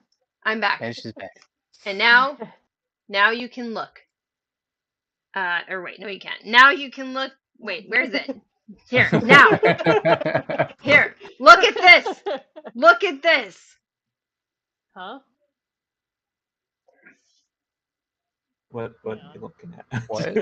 Confused. Hang on a second. Look in the Yeah, chat. why is one of them literally just pi? 1 Oh, is yeah. pi, but 2 is 1. But 3 is 2, but 4 is 3. 5 is 4, 6 is 5, 7, 6, 8 is 7. 9 is 9. 9 is 9. 9, why? What? Wait, they just skipped 8. To Why make would up they for do pi. that? Well, They because gotta make why up did they have it at all? You know, there's questions. Why just not? Why is wouldn't you pi just the number them replacement? 1 through 18? What? Well, that's not the problem. The problem is that number on the left is irrelevant. That's how I find the bag. And then I look at the color list and then I translate the number into the symbol, which might be a number that is 1 off from it. Well, right. Unless That's it's what I'm 9! like. Why not just go with the numbers and just have all of them labeled by number and also, like, What? why? Why have symbols and numbers? Just do one or the other. But also, why is the replacement pi instead of just skipping the number? I don't know.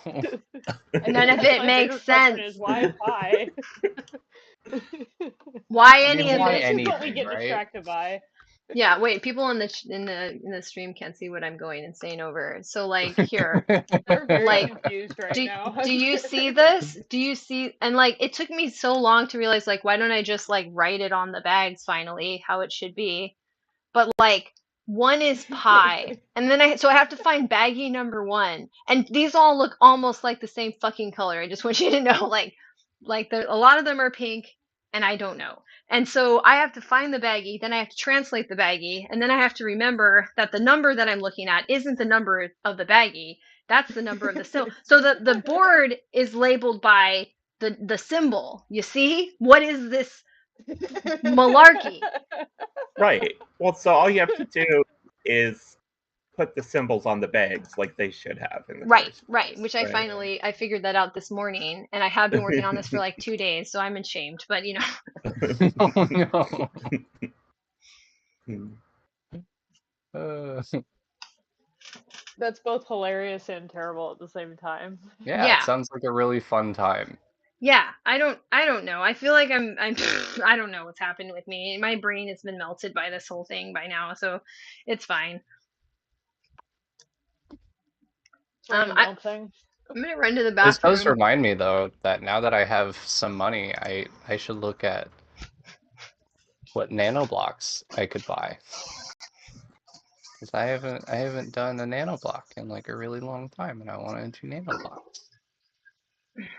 I like doing nanoblocks. They're fun.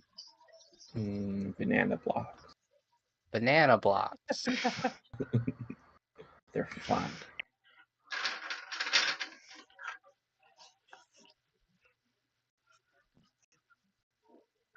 Wait, they have a different big green dragon now. Except it's not a big green dragon, it's a small little dragon. Ooh, they got a big Mewtwo though. That's cool.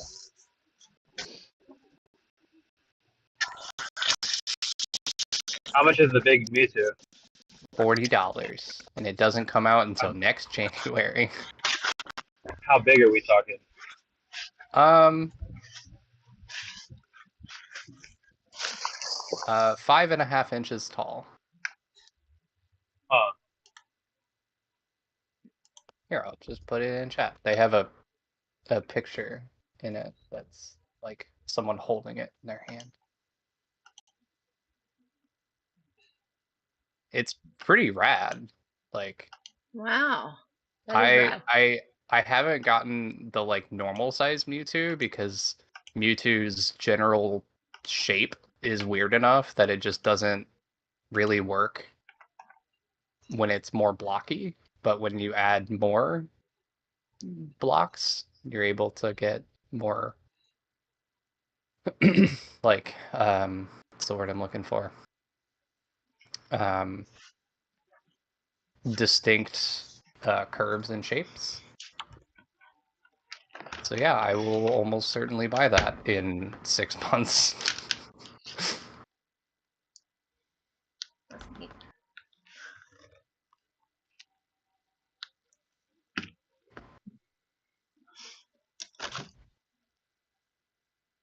Great.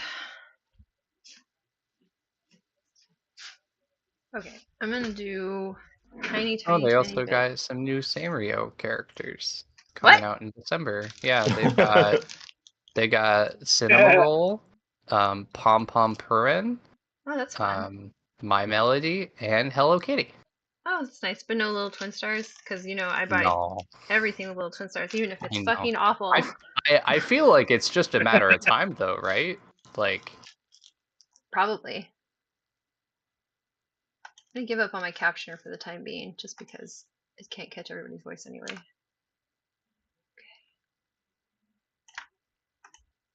That's fine. All right. they got a couple new Kirby ones coming out in December too. Oh, that's exciting. Yeah, they've got like an inhaling Kirby where he's just like and then Classic. they got a sleeping Kirby. He's got a little nightcap on. It's really cute. Aw, that sounds cute.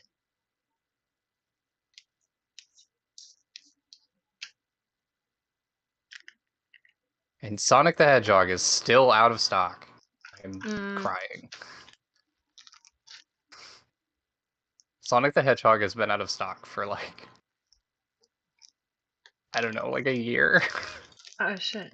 It's so sad. Is it in production or out of production? I mean, like, they still have it listed on Amazon. It just says currently unavailable, and it's been that way for as long as I can remember. Yeah. And he's like holding up his finger as if he's saying, "You're too slow." And I want it. That's a meta mocking right there. Yeah. I wish so. I went through the list. I didn't see Magikarp. I feel like Magikarp would be the most ironic Nanoblock Pokemon to get, but oh well. Oh wait, there's a Magikarp. Yeah, Magikarp. They have Magikarp. I see it. They also have Gyarados. They have a The only lot of issue I Pokemon have, now. they do. The only issue I have with this Magikarp is that it's not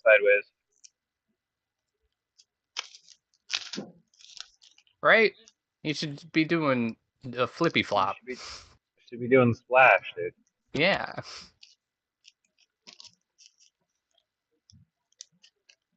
It's so crazy. I'm only 1 hour away from San Francisco, and the temperature out here is already in the 91, 92, 93 Oof. degrees. Wow.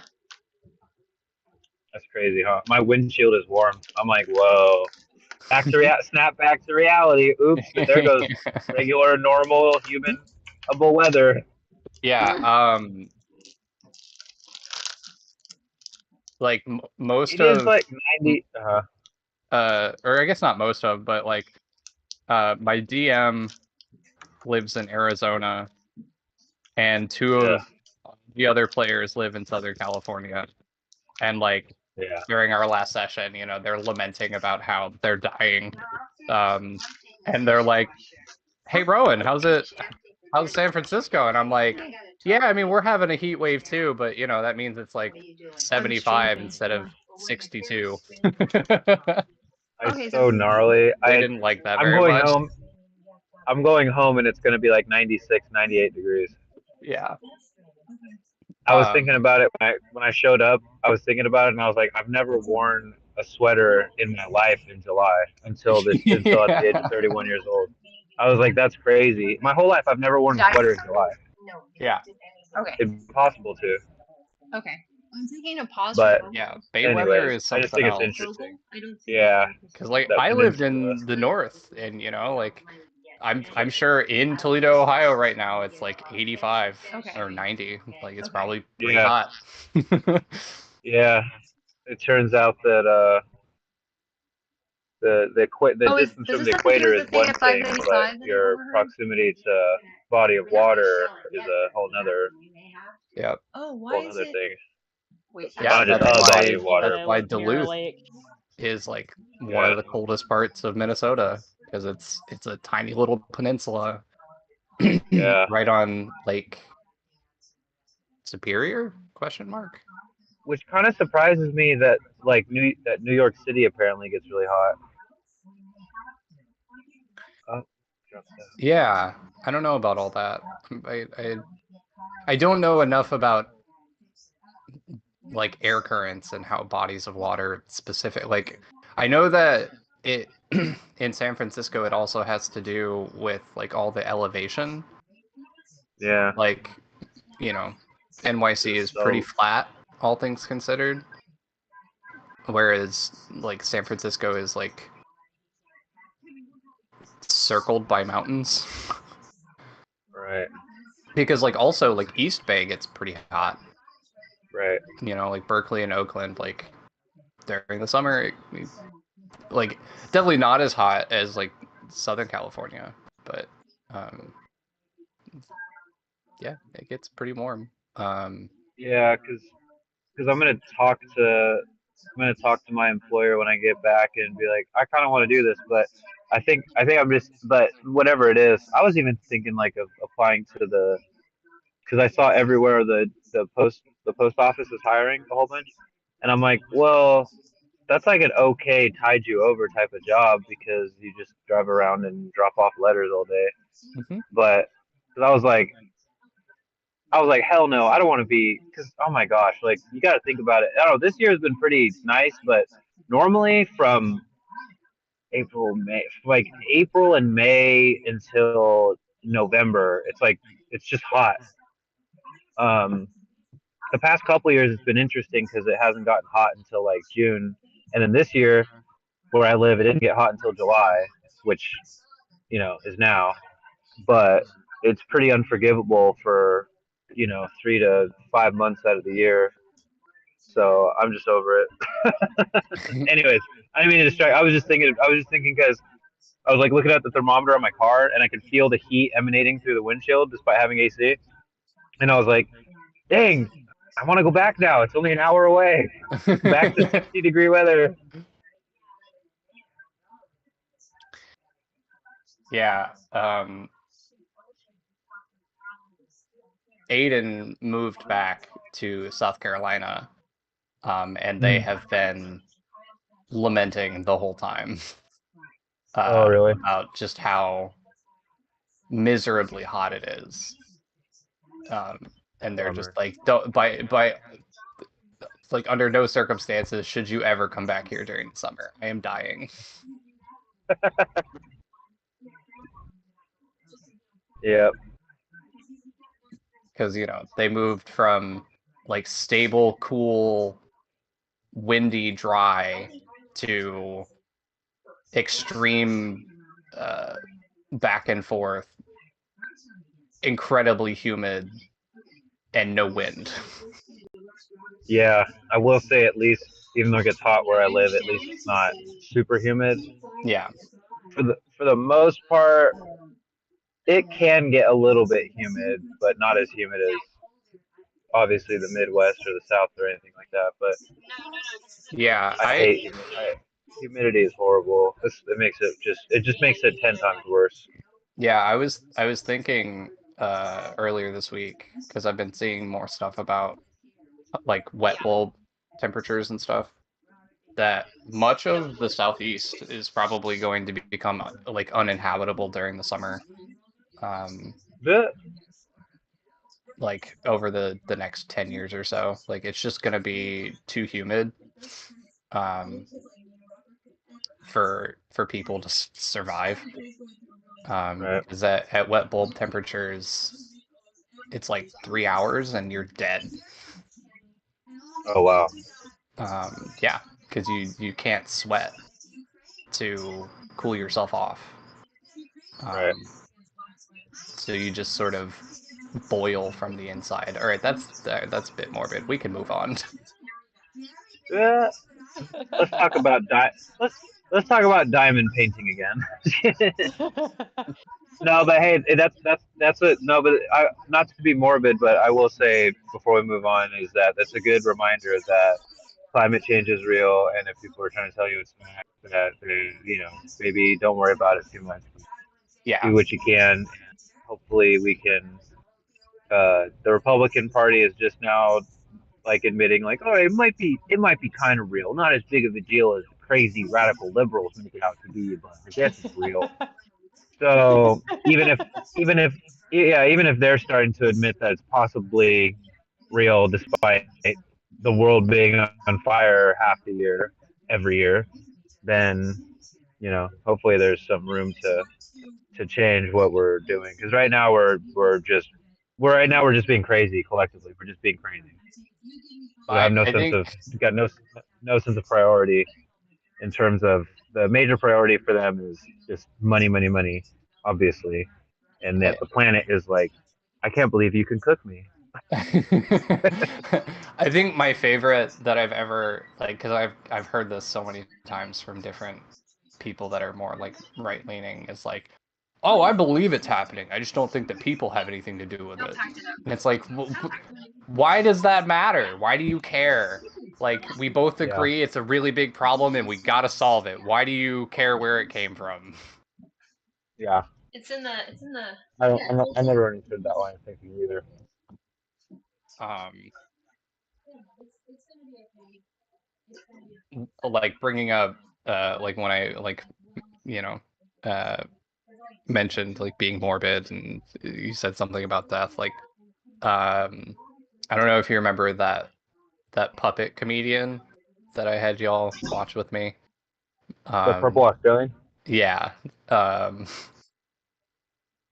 there's a specific line in that special that just lives rent free in my head anytime anytime I or anybody else like inserts death into an otherwise sort of banal conversation.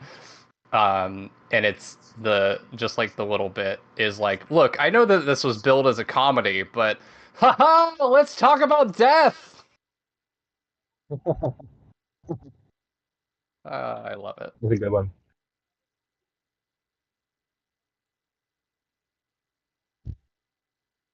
Okay, I'm gonna switch to my phone so that I can do the thing that I'm technically here to do. There we go.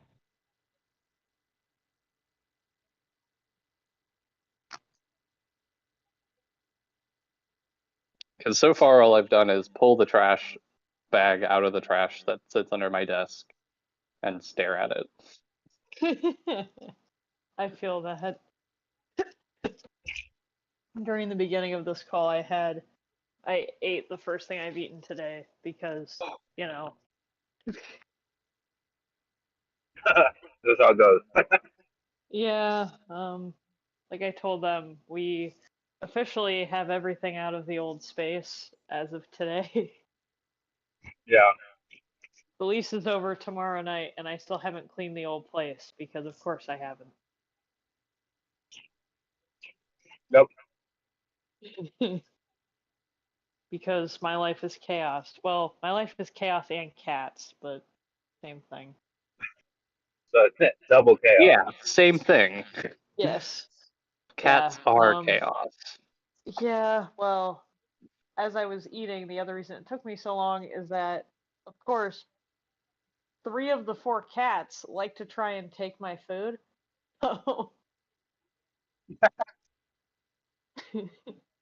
Oreo is teaching the kittens all of the things that they shouldn't do, effectively.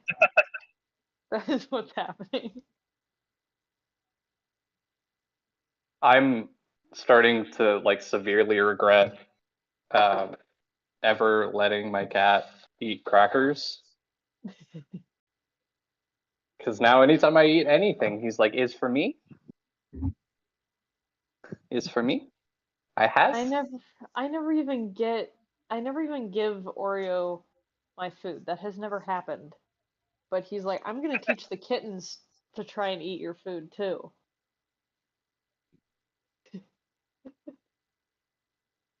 So now I've got both kittens on the windowsill. It is pretty nice, like only really having to focus on my own space today. I'm so used to like sort of mentally being torn between like, oh, I gotta clean the kitchen, but I also need to clean the living room. But like, gosh, I really want my bedroom to be cleaner. I say whenever it comes right down to it, the bedroom is always the priority spot. Yes. If it's a decision between multiple spaces, just do the bedroom first, and then the other spots can come afterwards. But that just helps you make the decision, is because the place that you're gonna start and end your day. You know what I mean? Yeah. And in my opinion, at least, I just find that easier. Plus, also too, like when you're cleaning the other stuff, and like you kind of need a break, you can just leave everything where it is out there, and then just go back into your bedroom and recover, and then go back out and keep going. That's true. That's what I do from time to time. Yeah. Because then if the bedroom is not quite if the bedroom's not quite situated, and then like go out to go do something else, and you kind of hit like a wall, you don't have anywhere to retreat to. Right. Whereas like with a bedroom, very strong points. Yeah, that's what I do. I just like, tidy up my room a little bit, push stuff kind of back where it was, and then I always have a place. I'm gonna see if I can try to figure out how to eat this avocado in the car without any utensils. That sounds like it's gonna be really messy. I know. I'm contemplating what I gotta do. I'm gonna try to do this new thing. I was thinking about it because I want to. I was working on it while I was visiting Jane, but I want to work on my quote unquote schedule a little bit more.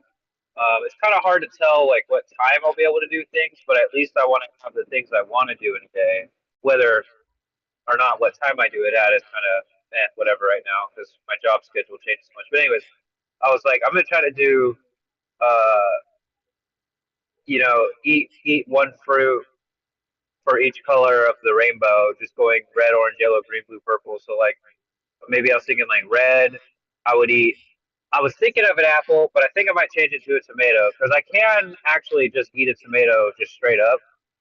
Because I was like, if I eat a tomato and an orange in the morning, then that should give me like a good dosage of hydration, vitamin C, salt, sugar, enough to get Yeah. the day started.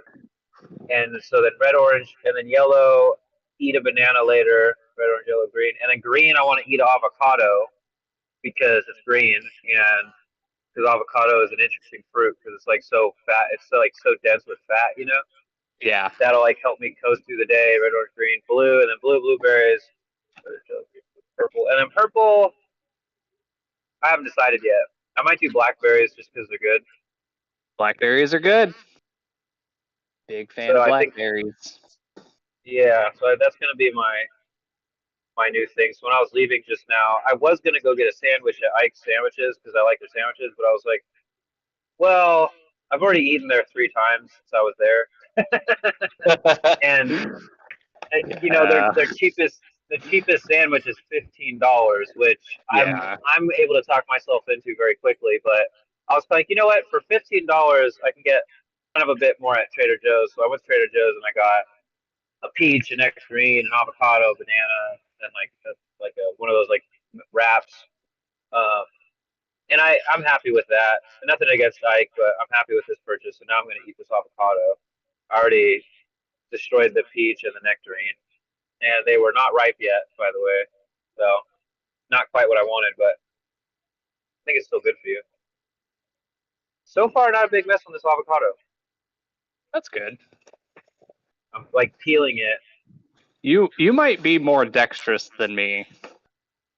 And by you might be, I mean you're almost certainly far more dexterous than I am. Got to practice dexterity tests stuff. There we go. We've gotten half of the peel off of the top, so I'm gonna leave the bottom part on. That way I can hold it without getting my fingers all smudgy. I guess I'm curious how you intend to actually eat the avocado. I'm just gonna eat it. Now I have it like a little popsicle here. What? Even though technically I'm driving. A popsicle? What? Yeah. Did you take a popsicle stick and just like shove it into the avocado? No, just by holding the bottom peel. Let me see here. I'm gonna send a picture in Discord right in a moment.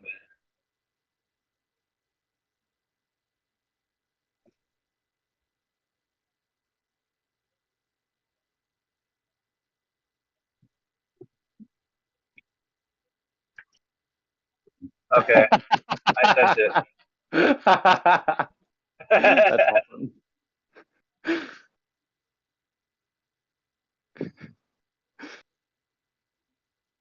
That's such a good way to eat an avocado. I know. Now I'm just like, I wish I had salt and pepper, but that would just make a mess. But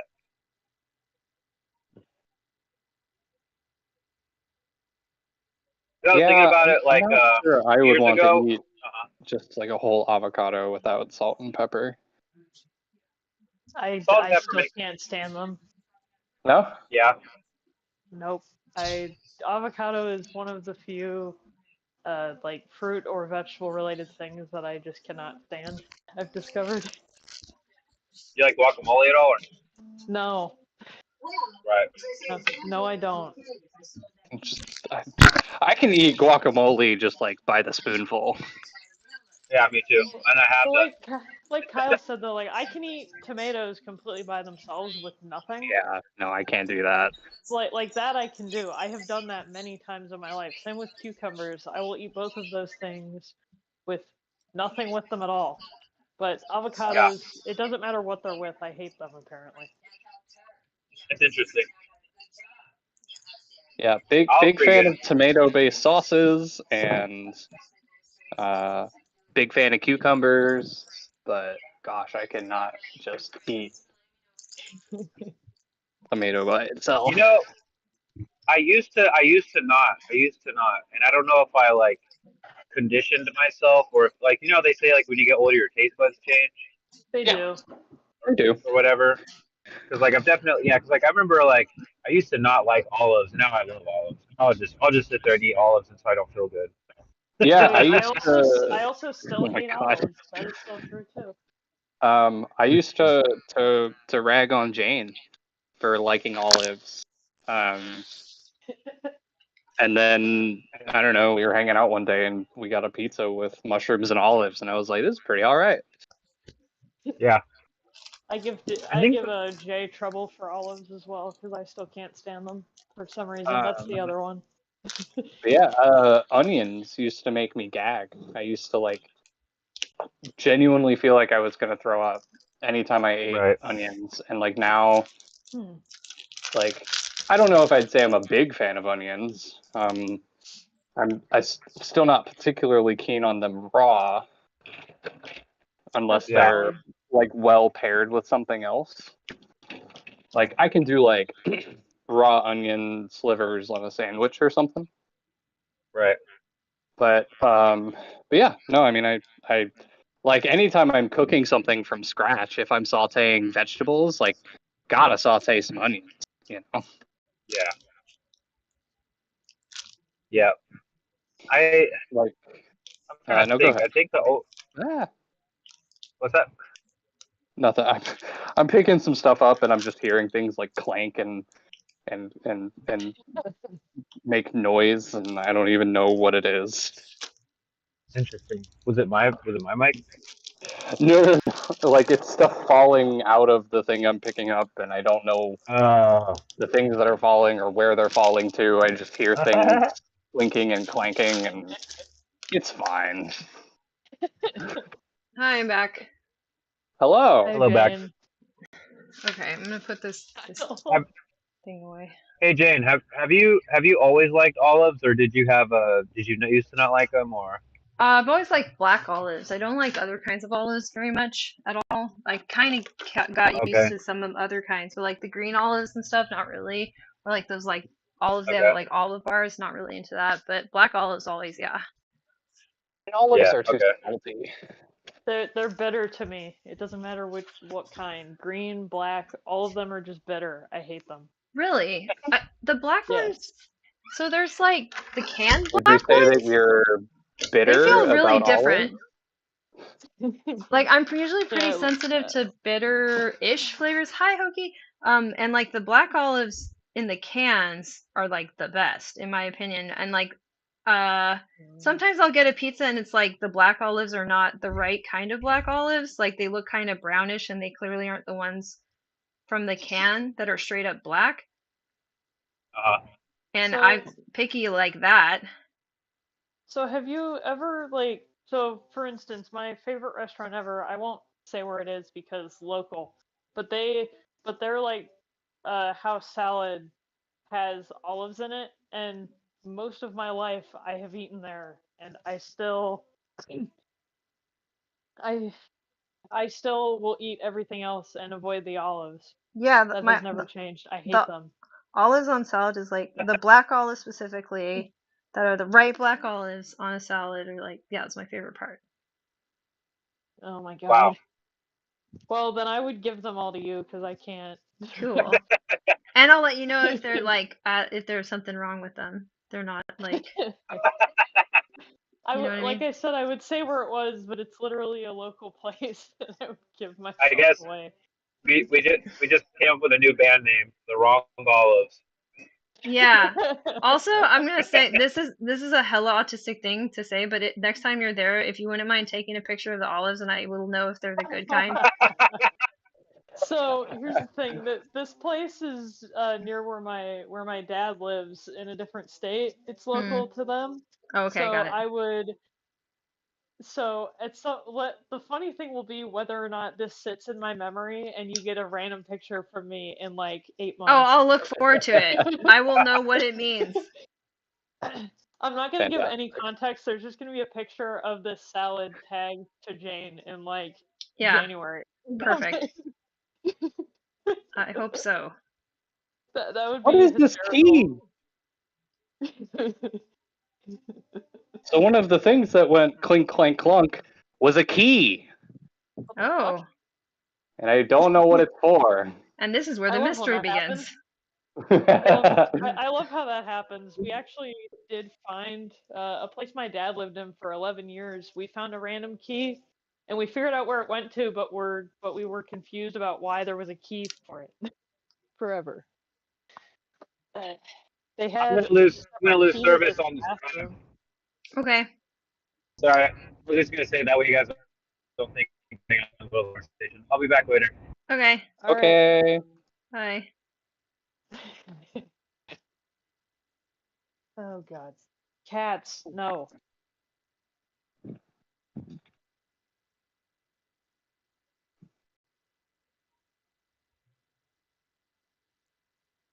Do you have Okay. everything working again, Jane? Yeah. I had to chat with my mom too. There's some stuff she needed to tell me about. It's like just kind of life stuff. I mean, not fully unrelated to what I was talking about earlier. Um, I think we're in a really bad era economically, and I don't know what's going to happen to everybody. I don't think anyone really knows right now. Bastion, you got trapped in the closet. I'm sorry. That's why you're not supposed to go in there. Also, I'm gonna Hi, cat. switch to my other headset now. Oh, I apologize if you guys can hear instruments. You know. That's fine. Yeah, I think I would probably make the argument that we're headed towards a full economic collapse.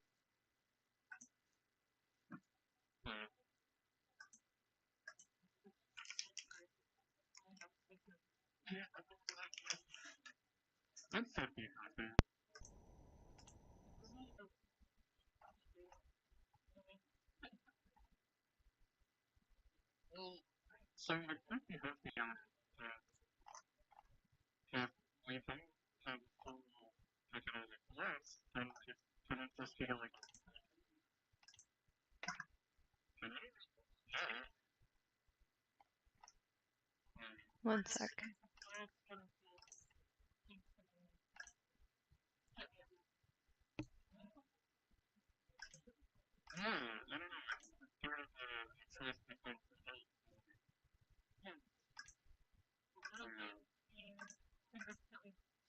Time is the thought. Well, you could probably make the argument that in like for us, for the lower class, they really wouldn't be that different. Because if things continue on the path that they're on, and there isn't a full economic collapse, then conditions for the lower class are going to continue to get worse. Because due to climate change and other liberal globalization sort of domino effect occurrences, there are going to be a number of more events like the pandemic where huge wealth transfers to the top 1% will occur again and again and again. Mm. And they're not going to continue, like they're not going to invest in in infrastructure or in any sort of public goods that are going to make our lives better. On the contrary, they're more likely to defund public infrastructure so that they can build private infrastructure that we wouldn't have access to anyway. So when it comes down to sort of one or the other, we're talking about a very potential like total infrastructure collapse for the lower class, because in one, the rich just like take the infrastructure away, and in the other, it crumbles naturally because the economy failed. Yeah. Like, Yeah. so we are in a situation where the lower class may sort of be in the same boat one way or the other. Great. And at least with economic collapse, there's a possibility that the future generations could build something better, whereas without economic collapse, it just gets worse for everybody indefinitely. Except for Well, this is scary, billionaires. at least. Also, like, the perpetuation of capitalism will probably beget a perpetuation of war, because capitalism is a highly competitive economic model. So if the U.S. economy doesn't collapse, then other countries are incentivized to continue trying to grow their GDP to the greatest degree possible in order to compete with the United States, because the United States and China are the two primary drivers of liberal or specifically neoliberal globalization. So it's sort of a zero-sum game. So everyone's When it screwed. I doesn't don't. have to be a zero-sum game. I I'm don't see saying how that, it doesn't collapse though at this point. Like I don't see how that's right? even possible. No, I'm sort of in that boat as well. Like, there's a lot of analyses of capitalism that it's sort of inherently fallible. Like it just cannot be sustained. Yeah. There's like that stuff like the 2008 recession, and then the sort of ensuing like 15-year housing collapse that never really bounced back. And then like the pandemic recession, or I guess we're still in a recession basically. That these are just features of capitalism, and that the sort of bailouts and sort of the way that the Fed has to prop up the major players in our economy is the only way that it can stay afloat. And those major players are robber barons. Correct. So then it can't stay afloat. Like the robber barons have no interest in the survival of the species. They don't care. Correct.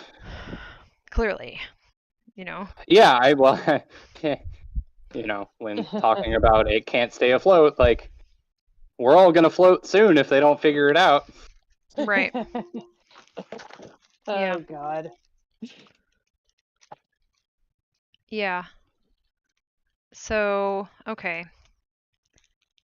This is a shit time to be autistic. And yet, you know, and yet the best time to be autistic, yeah, because it used to be so much worse. Right.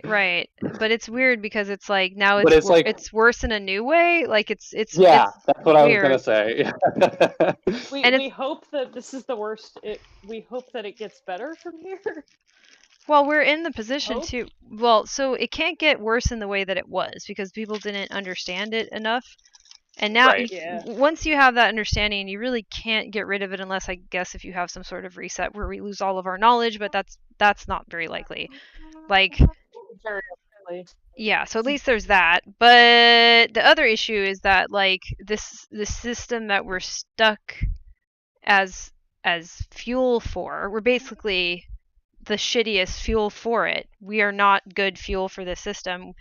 We are not yummy money come out my tummy sort of shit. Like, it can't gut us for anything. We ain't got shit. You know? That's awesome. I'm sorry, I can't get over the description Yummy, of that. yummy, And money come no, out my tummy. Jane, I think the part I'm having trouble with is I don't know how you said that without laughing as you said it. Yeah. No, well, well, they want to gut us, so how should I say this? Like, and it Yeah, but I doesn't don't work. know how you said it, so like. So straight laced, like You practice. Yeah, I just imagine you saying that with a practice. straight face. Yeah, I Like, mean, have no fucking idea. she's a clown. Like that's Yeah. how. Yeah. Oh my god.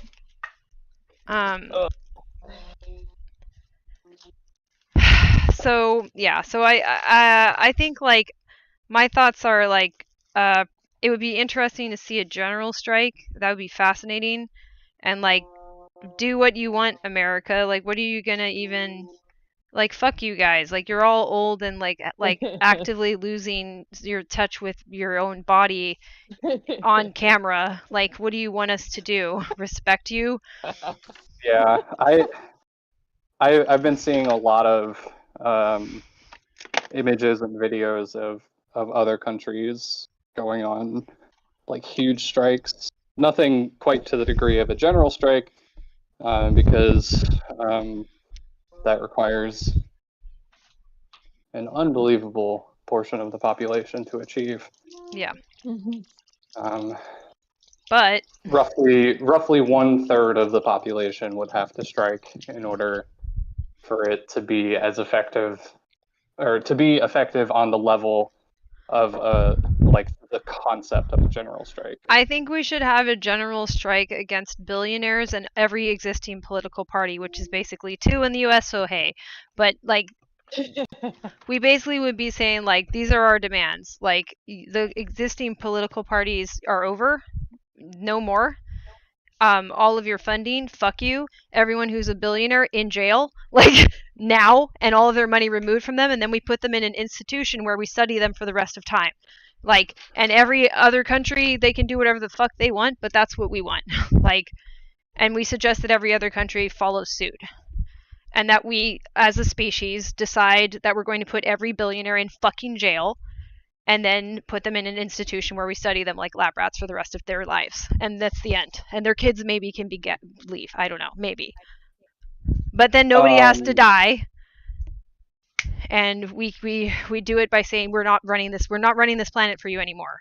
Fuck you. Yeah. Run it yourselves, you fucking sons of bitches.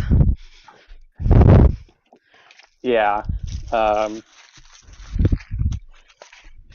Pretty sure all the billionaires would just leave. Probably. Where? Mars? A lot of them would have the ability to leave. They would just go to any other country. Fine. Like you said, we probably can't, like, for instance, Which I do any country they go to, any country, we need solidarity, we need an actual class solidarity. Any country they go to, strike. Anywhere they go, strike. Your government also, fuck you. Like, anywhere they go. Like, arrest them or we don't we don't work. Arrest them or put them in jail. Completely spread out their assets, liquefy whatever the fuck you want to do, put them directly into your coffers. We'll split all of their money across every fucking, country, and we'll figure out how we're going to do that with our new governments. That's what I think we should do. I mean, like, I agree with the idea. It's just organizing something on that scale is. I know. At minimum. Oh, absolutely. I don't deny it. But but the thing is, it's like, do that or we don't do anything. Do that or we don't do shit. And you watch us die if that's what's necessary, because fuck all of you. Like, species-wide strike. Yeah, how to establish like global class solidarity? Right, that's what we need. Like, we can't even establish local class solidarity. Not even national, just local. Right. You're not wrong. We really have not. Although, I will say that I think that if the United States could get on the ball as far as like class solidarity goes, it would go a really long way. Mm-hmm. Because we do see huge protests and strikes in other countries, and the only thing that has ever gotten us to, not ever, but in modern times, gotten us to protest to that degree was the breaking point of the killing of black people by the hands of police, which was a good start and was really impressive. It was the largest long-running protest in American history. Something like almost 30 million people participated across the United States. But we need those kinds of numbers consistently, right? Mhm. Like 30 million people didn't participate all in one day. That was over the course of like 6 months. Right. Mm-hmm. We need those kinds of numbers all at once. Mhm. Yeah, but also those kinds of numbers were Whereas, like, happening. Those kinds of numbers were happening when people were afraid for their lives still because we didn't have the vaccine. Yeah. So you also gotta note that too. So it's like saying like, look, right now we actually still have to monitor COVID and all this shit and all this, et cetera and so forth. But like, there has to be a way for us to say, like let's be super clear. Capitalism, unrestrained in any way, is creating this problem. We can argue we've never tried any restraints that are meaningful whatsoever on what this system is. Even if I mean, everything we have as workers was a concession made after years of hard work at the hands of the workers. Right. Exactly. And it's not enough. It's not enough. It's not enough. I think something I've heard many times that I think just illustrates it well enough is that the rules and regulations that benefit workers in the United States are written in blood because people had to die in droves for those rules and regulations to be put in place. Right. But I was going to say that, like, if you look up like France protests right now, like they're protesting President Macron trying to increase the retirement age from 62 to 64. Wow. And you've got hundreds of thousands of people protesting in the streets all at once. Just these enormous groups of people. Like, I think back to the Hong Kong protests where there were literally millions of people in the streets of Hong Kong. Yeah. And we just don't see that level of solidarity here in the United States. No. But we don't have, so culturally we don't have the sense of the lie that we've been given collapsing, and this is why it's so important what's happening with this strike that's currently going on.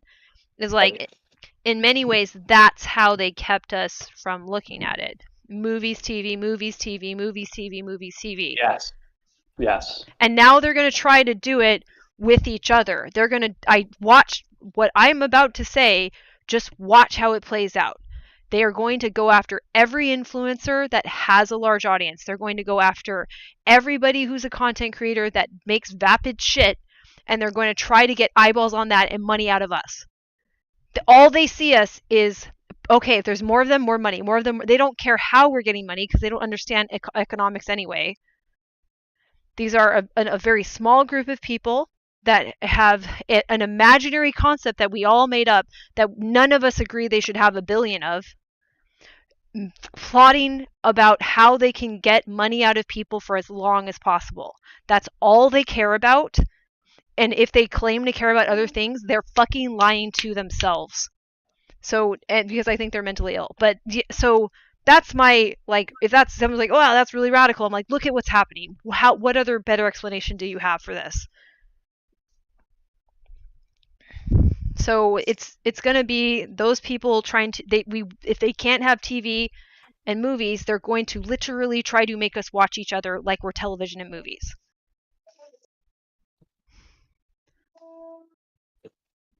Because reality TV isn't going to fly as good as getting everybody who's making a video trying to think that, like, well, maybe if enough people watch me.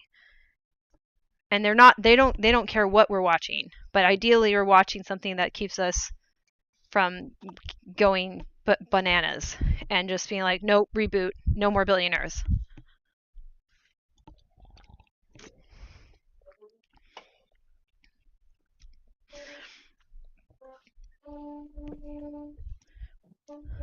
Because we're not going to get the taxes on them. We're not going to get reform.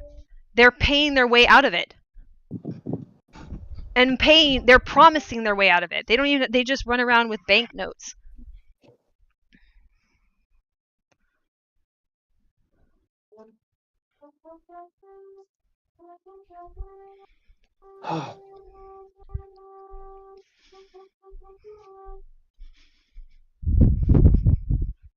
I think another thing that's rather significant about the WGA strike is that we're starting to see these executives sort of go mask off for the first time in modern history in quite a long time. Mm-hmm.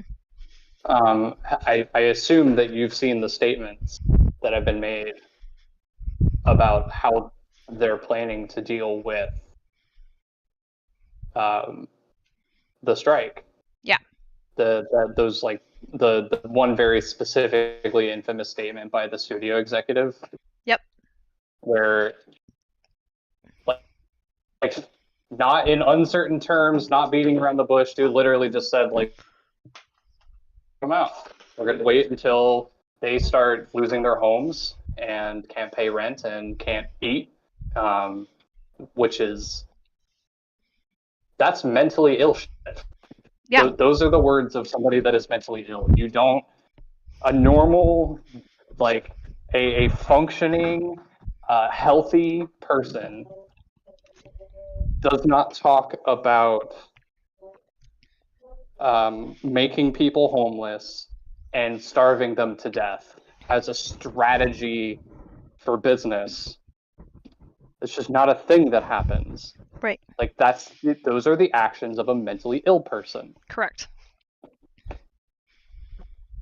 And this person was able to protect their identity, which Correct. I know that schmurnalism, come on.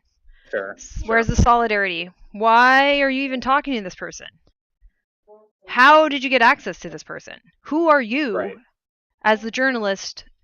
How is this information relayed? Because at this point, there's so little connection to this world of these billionaires and these barons, these robber barons, that we can't even track them down to make sure that statement is true, which it probably is true. I'm not saying that part, but I'm saying that like how can they? Why do they have this degree of anonymity when they're like that? Right. Well, somebody's protecting them, so that means that we have people in their class who are also reporting news to us. Right? Which we already know. That's not like wow, but that's something to recall like at every moment that like they want us to watch each other, and what we have to do is say we're striking. You billionaires are done. You're done. You're using us.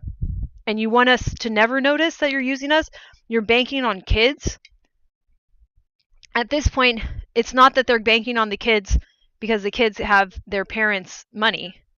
They're banking on the kids because the kids will create enough of a distraction that it's hard to find other people talking.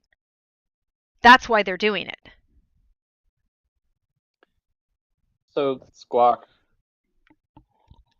I agree and disagree. They fancy themselves gods, and they are gods only insofar as they're as powerful as the people allow them to be. And I mean, this has been said a million times in a million different ways that the people as a collective have forgotten the power that we hold. Yeah.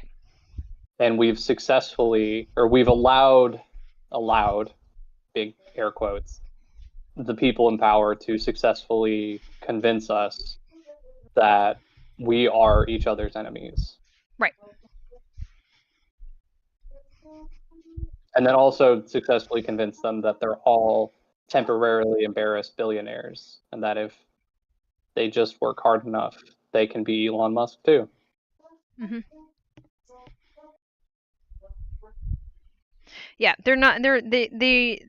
These are people who, there's a couple thousands of them, right? There's a couple. I think the problematic people that we're talking about is a small number of people, general to the relative to the whole population of the planet.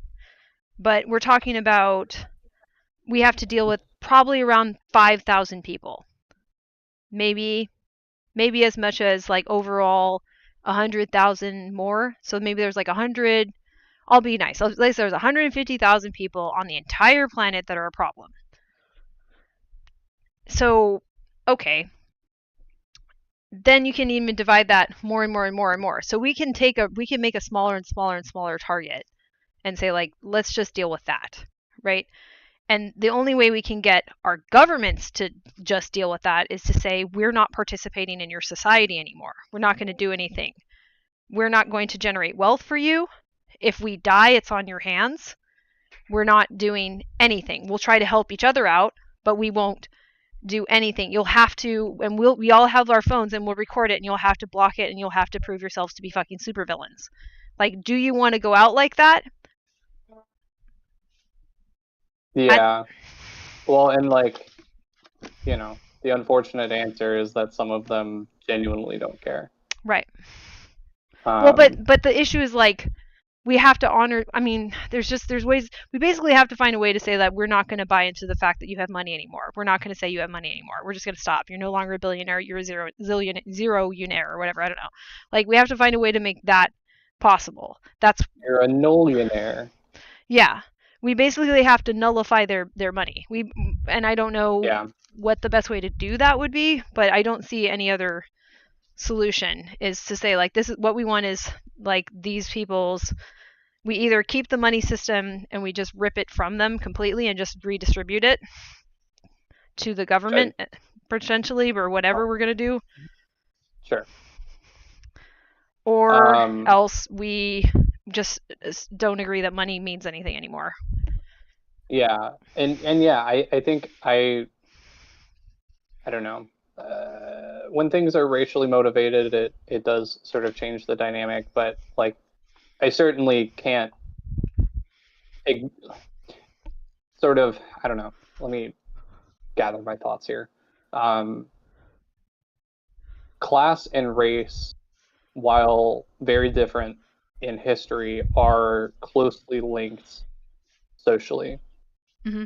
And when I think about this idea of genuinely sort of speaking truth to power, taking a stance as a citizen, as groups of citizens, I cannot ignore the MOVE bombings and Tulsa and the Tuskegee experiments and Rosewood and these times where the government, people that were in power, that ran the systems, made a conscious decision to blow people up with explosives because they were deemed political enemies on domestic soil. And that's very, like, when you were sort of throwing out your hypothetical of like sending all the billionaires to jail and general striking and stuff, like, and nobody dies, I don't actually see any situation out of this where nobody dies. Not because we want to kill people, but because I think that our system is so twisted that there's no scenario where some sect of the government does not utilize the violence at their disposal. Yeah. And that's gross. I mean, it's extremely gross. Absolutely. Yes. Yeah. I know. It's like, because it's like, at this point, I'm like, well, what am I supposed to do with this? Like, there's this facade that people are generally nice, right? There's this facade of that. And I think, largely a lot of people are. But it seems that once you have people who have this life that billionaires have, they are incapable of being nice. Like, you know what I mean? Like, they're doing some other shit. And then you have they're incapable of being kind. Yeah. Compassionate. I do like the distinction between nice and like kindness and compassion are things that I like to draw a pretty thick line between them, because I do view them very differently. I think nice is the thing that we do to falsely make people like us. Sure. Yeah. Yeah. I think And that's I think a they're good thing to very, very good differentiate. at being nice. Mm-hmm. So then what we're looking at is like the issue of this cannot go on anymore. The problem is they apparently want to get richer and richer and richer and richer. They want to have more money. They want to be trillionaires. You know what I mean? Like, yeah. On what planet does that make sense for them to want to do that? And yet that's clearly what the desire is. They're literally hoarding an imaginary concept that we made up to try to make lives function better and countries function. And it's them hoarding it is making everything go to shit. Yeah. While successfully convincing a not insignificant portion of the population that them doing that is good. It's not good. They're doing the work that nobody else can. They are stupid. Like, if you want to check if they're doing the work that no one else can, give them a battery assessment. Give them a neuropsychological battery assessment with developmental traits and everything included. Give me their report cards.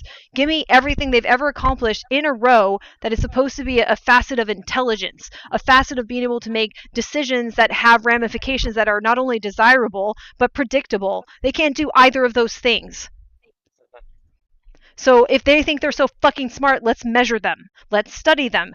We can prove that you're quote unquote that smart. So sit down for scrutiny.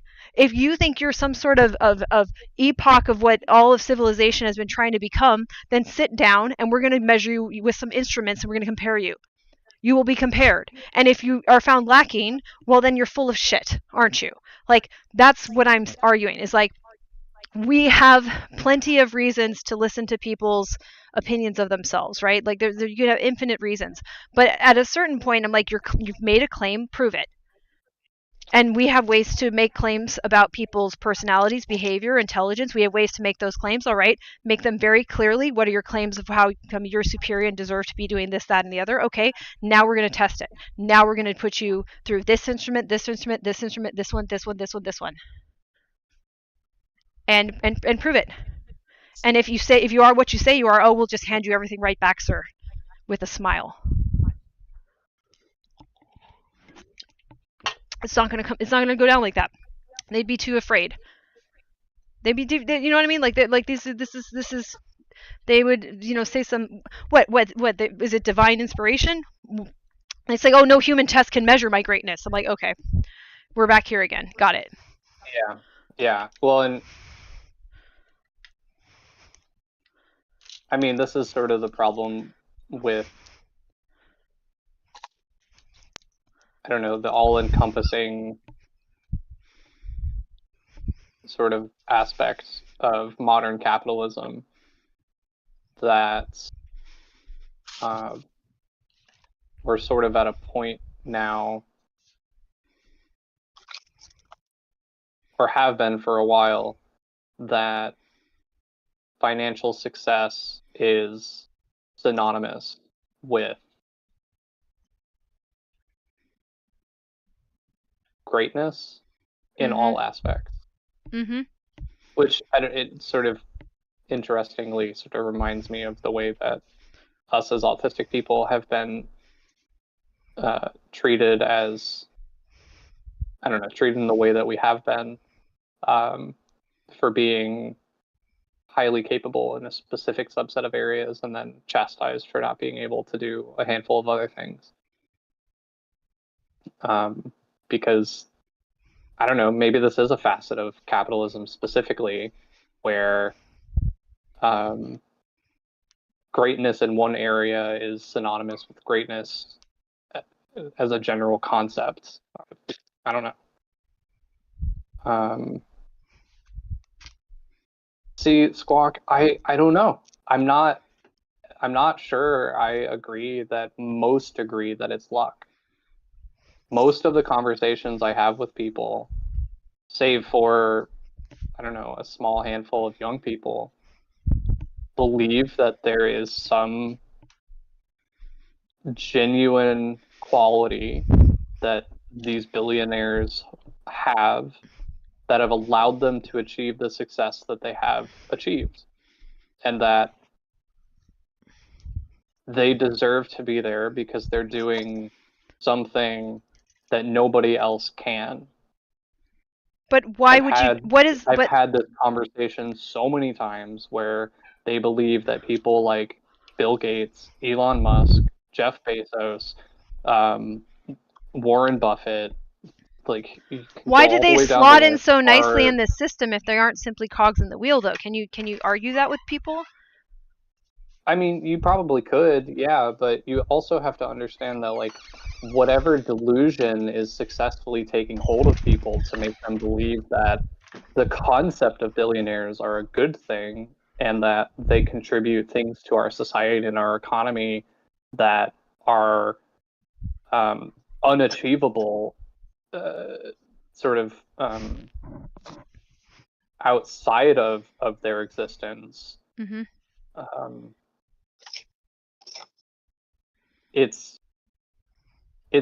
mean, it's a delusion. Yeah. They're not operating within like an accurate model of reality, Mm-hmm. of any kind of social reality that has a logic to it. Mm-hmm. So trying to use a logical argument can often fail. Well, it's like you're There's asking also for a lot evidence. You're asking for evidence that if they're making the claim, right? It's like, okay, here's the Yeah. lowest we're gonna go.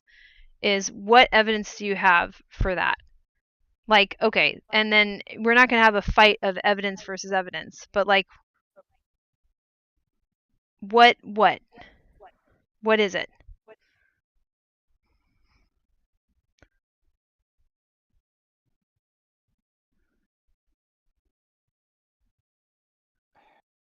Yeah, I don't know.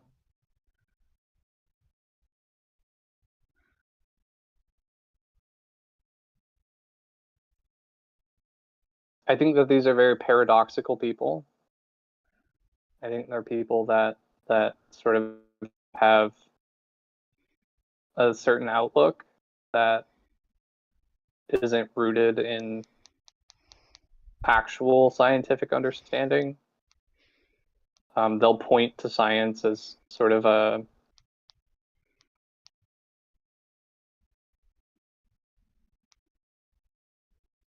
get out of jail free card in any given discussion, if that makes sense, to sort of, moralize their position as correct, right? Like they'll point to something scientific to be like, see, no, I respect science, I'm correct. But like, I don't know. I've had this conversation with a lot of people, and I do think it's more prevalent in older people, especially older men. But there is just this rock solid delusion that their entire lives are sort of founded on, that this sort of extremely hierarchical economic system is good and beneficial for all, and that having this sort of wealth distribution is good because, and it's never said in these exact terms, Even though it's not of their position, we don't have this sort of wealth distribution. It's actually moving further and further. The poor are getting, everyone's getting poorer, while these people are having more money. So we don't even have the same thing as we had 2 years ago. So it's accelerating. So basically, my interpretation of this delusion is that billionaires are good because only the best of the best can become billionaires, and them having that sort of wealth and power allows them to do the things that the government won't, or that the average person can't, and they're going to achieve the greatness that the human species requires in order to progress, which is obviously extremely false. Look at anything Elon Musk has, look at anything that Elon Musk has ever done and He named something drastic that was once failure. named after a bird, the letter X, because X's are cool. That's the sort of thing you might slash when you have weapons. Nya, nya, nya, nya. Like, yeah. I'm surprised that, like, when you get is the notification still a bird noise, or is it just a guy going like, rock on? Because it should be. I mean, don't know. yeah. I don't have Twitter. Anybody's guess. I stay off of that site now because it's all insanity. Yeah. I got way off that site even before Elon Musk made it worse. Because it was already really bad. I left as soon as he got there. I already didn't even use it. I never used it. I had a pinned tweet saying that I hated it. That's perfect. I won't lie. Thank you. Kind of amazing. Thanks. But yeah, I do think that it's multifaceted for sure. I think a lot of it probably has some root in the sort of Christian foundation that our country is sort of socially founded on. I think a lot of people still, Christian or otherwise, wouldn't admit that that's sort of where their worldview comes from. But I mean, that is what it is. Like, that's the way that I'm quite confident that's the belief system that sort of causes us to moralize everything so habitually almost. Mm-hmm. Mm-hmm.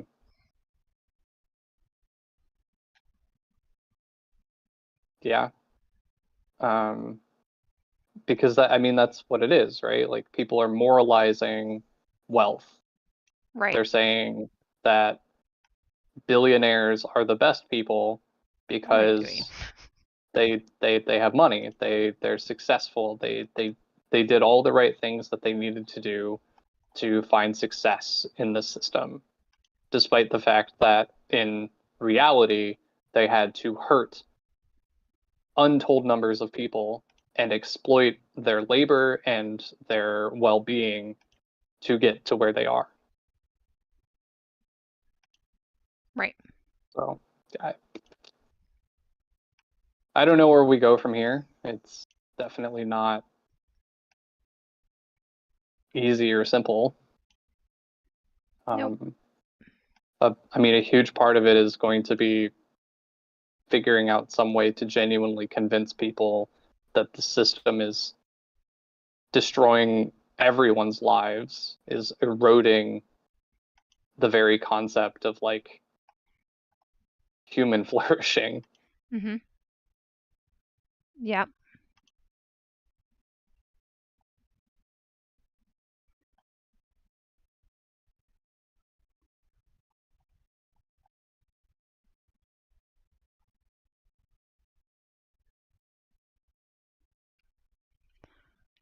Yeah, I don't know. It's hard not to feel like it's hopeless. Conversations like these are, I think, good for helping that. Well, that's good. Yeah, I think if we talk about it and think about it, it's not a waste of time. It's really not. Yes. Yeah, I agree.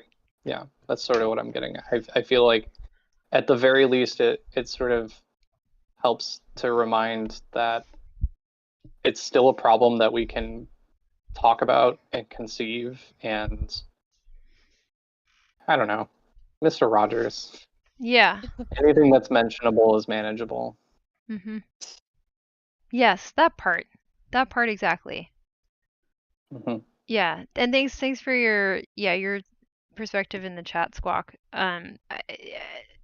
It's more important to talk about it than not.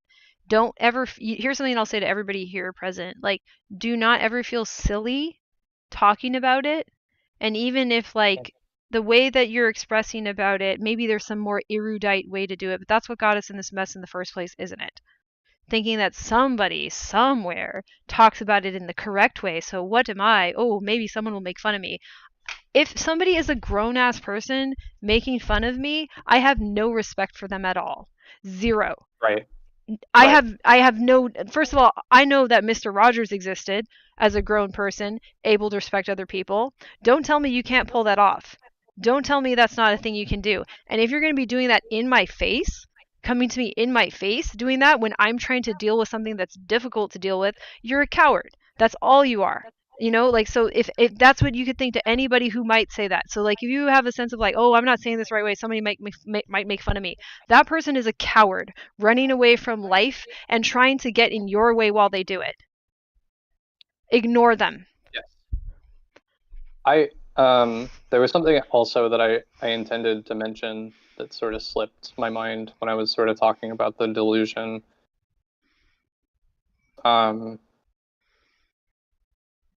Is that we live in a very misanthropic era.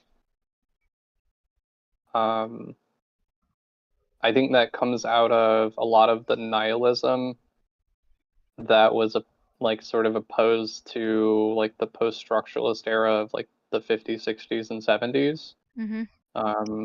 Like people like Nietzsche come to mind. And then I mentioned this, I think in chat or maybe in the Discord, that like the sort of rise of like how we organize living situations, like suburbs are sort of by necessity very insulated and isolated, which forces people to, or I should, in more specific terms, it exacerbates the segregation that we see. So it exacerbates race segregation, exacerbates class segregation, and it also removes us from our place on Earth, because you just have to remove yourself from nature. And we aren't. Humans are nature, just like everything else, and we shouldn't be segregated from nature or each other. And I think that's created a lot of nihilism. I think the people in charge are the product, like maybe like certainly not the boomers, but all of the sort of 40 and 50, or I should say late 40s, 50s, people in charge, these Gen Xers. Like I think that they grew up in a very nihilistic sort of era, and that nihilism is sort of coming out in the way that they're running everything. I think whatever it is that they tend to focus on, I think that the way they grew up resulted in disregarding the future and an interest in the well-being of environments and people. So it's just like not a consideration when they're making decisions. Right. And somehow or another that has resulted in this really self-deprecating sort of misanthropic view of our species, that we're mean and stupid and useless, and that like we don't deserve better things, that we don't deserve to help each other. We're afraid is what we are, and that's okay. That is okay for people to be afraid. And the problem right now is that we're afraid of getting mocked if we say we're afraid. And that's abuse. It is normal to be afraid. It is normal as a human to have fear as a thing that pops up every single day in some subtle or very large ways, depending on if there's something meaningful that can be done about the thing you are afraid of. You have to be able to talk about it. So it's not that we're managing our anger or our stupidity, we're managing our fear. See you, Jay. Yeah. Let me think about this. Then I'm going to have to pop off because I have mystery hives and I get to go to the doctor. Yeah, that's concerning. Yeah, it is. Oh well.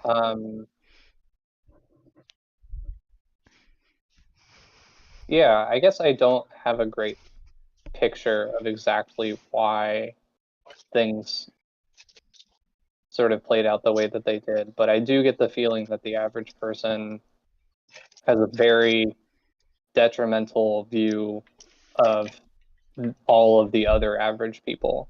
Yeah. That there's this idea that the majority of people are stupid and useless, and that we can only rely on the exceptional people like Elon Musk. Right. And when in reality, Mm. he's not any more exceptional than any other average person in terms of his intelligence and his abilities. Yes. His productive capabilities, his productive qualities are not surpassing or outpacing us. No, not at all. Correct. In fact, arguably, he's actually not that impressive of a specimen. Which, because he's not. This also contributes to the perpetuation of capitalism, yeah. right? That this sort of misanthropic view of the human species results in people believing that if we were not compelled to work through threat of violence and threat of death, then we wouldn't create things, we wouldn't build societies, we wouldn't do anything productive. We would all just sit around until we died, which is. But the way that we're working now, we're not being productive. We don't have enough resources in order to allocate our time appropriately given the demands that production actually has. So we are not being productive, and that's why they find it expensive to even have people around in the first place. Is that's not what they want. They don't want people working. They want a machine that hands them more money for some reason that doesn't even make sense anymore because they're hoarders. They're mentally ill, drug addicted hoarders of money. Yes. So that's why it doesn't make any sense. And again, if someone's like, oh, no, you don't get it, that's too simple. Okay, whatever you say. However you need to attack people, again, getting in my way while they run from their own fears. It's rude, but it's not my problem. And it's nobody else's either. Right. That's their problem. Yeah. All right, I'm going to pop off because I got to go figure out why I have hives. Okay, or try to. Okay. Yeah. All right. Keep us updated on that. I will. Okay, cool. Bye. Thanks, everyone. I'll be streaming normally on Twitch for the morning stuff tomorrow at 8:30. Yeah, PST. Okay, bye. Bye, friend. Okay, I'm going to head out. Oh, wait, hold on. Let me make sure this is all shut down. I don't even know how to shut this down.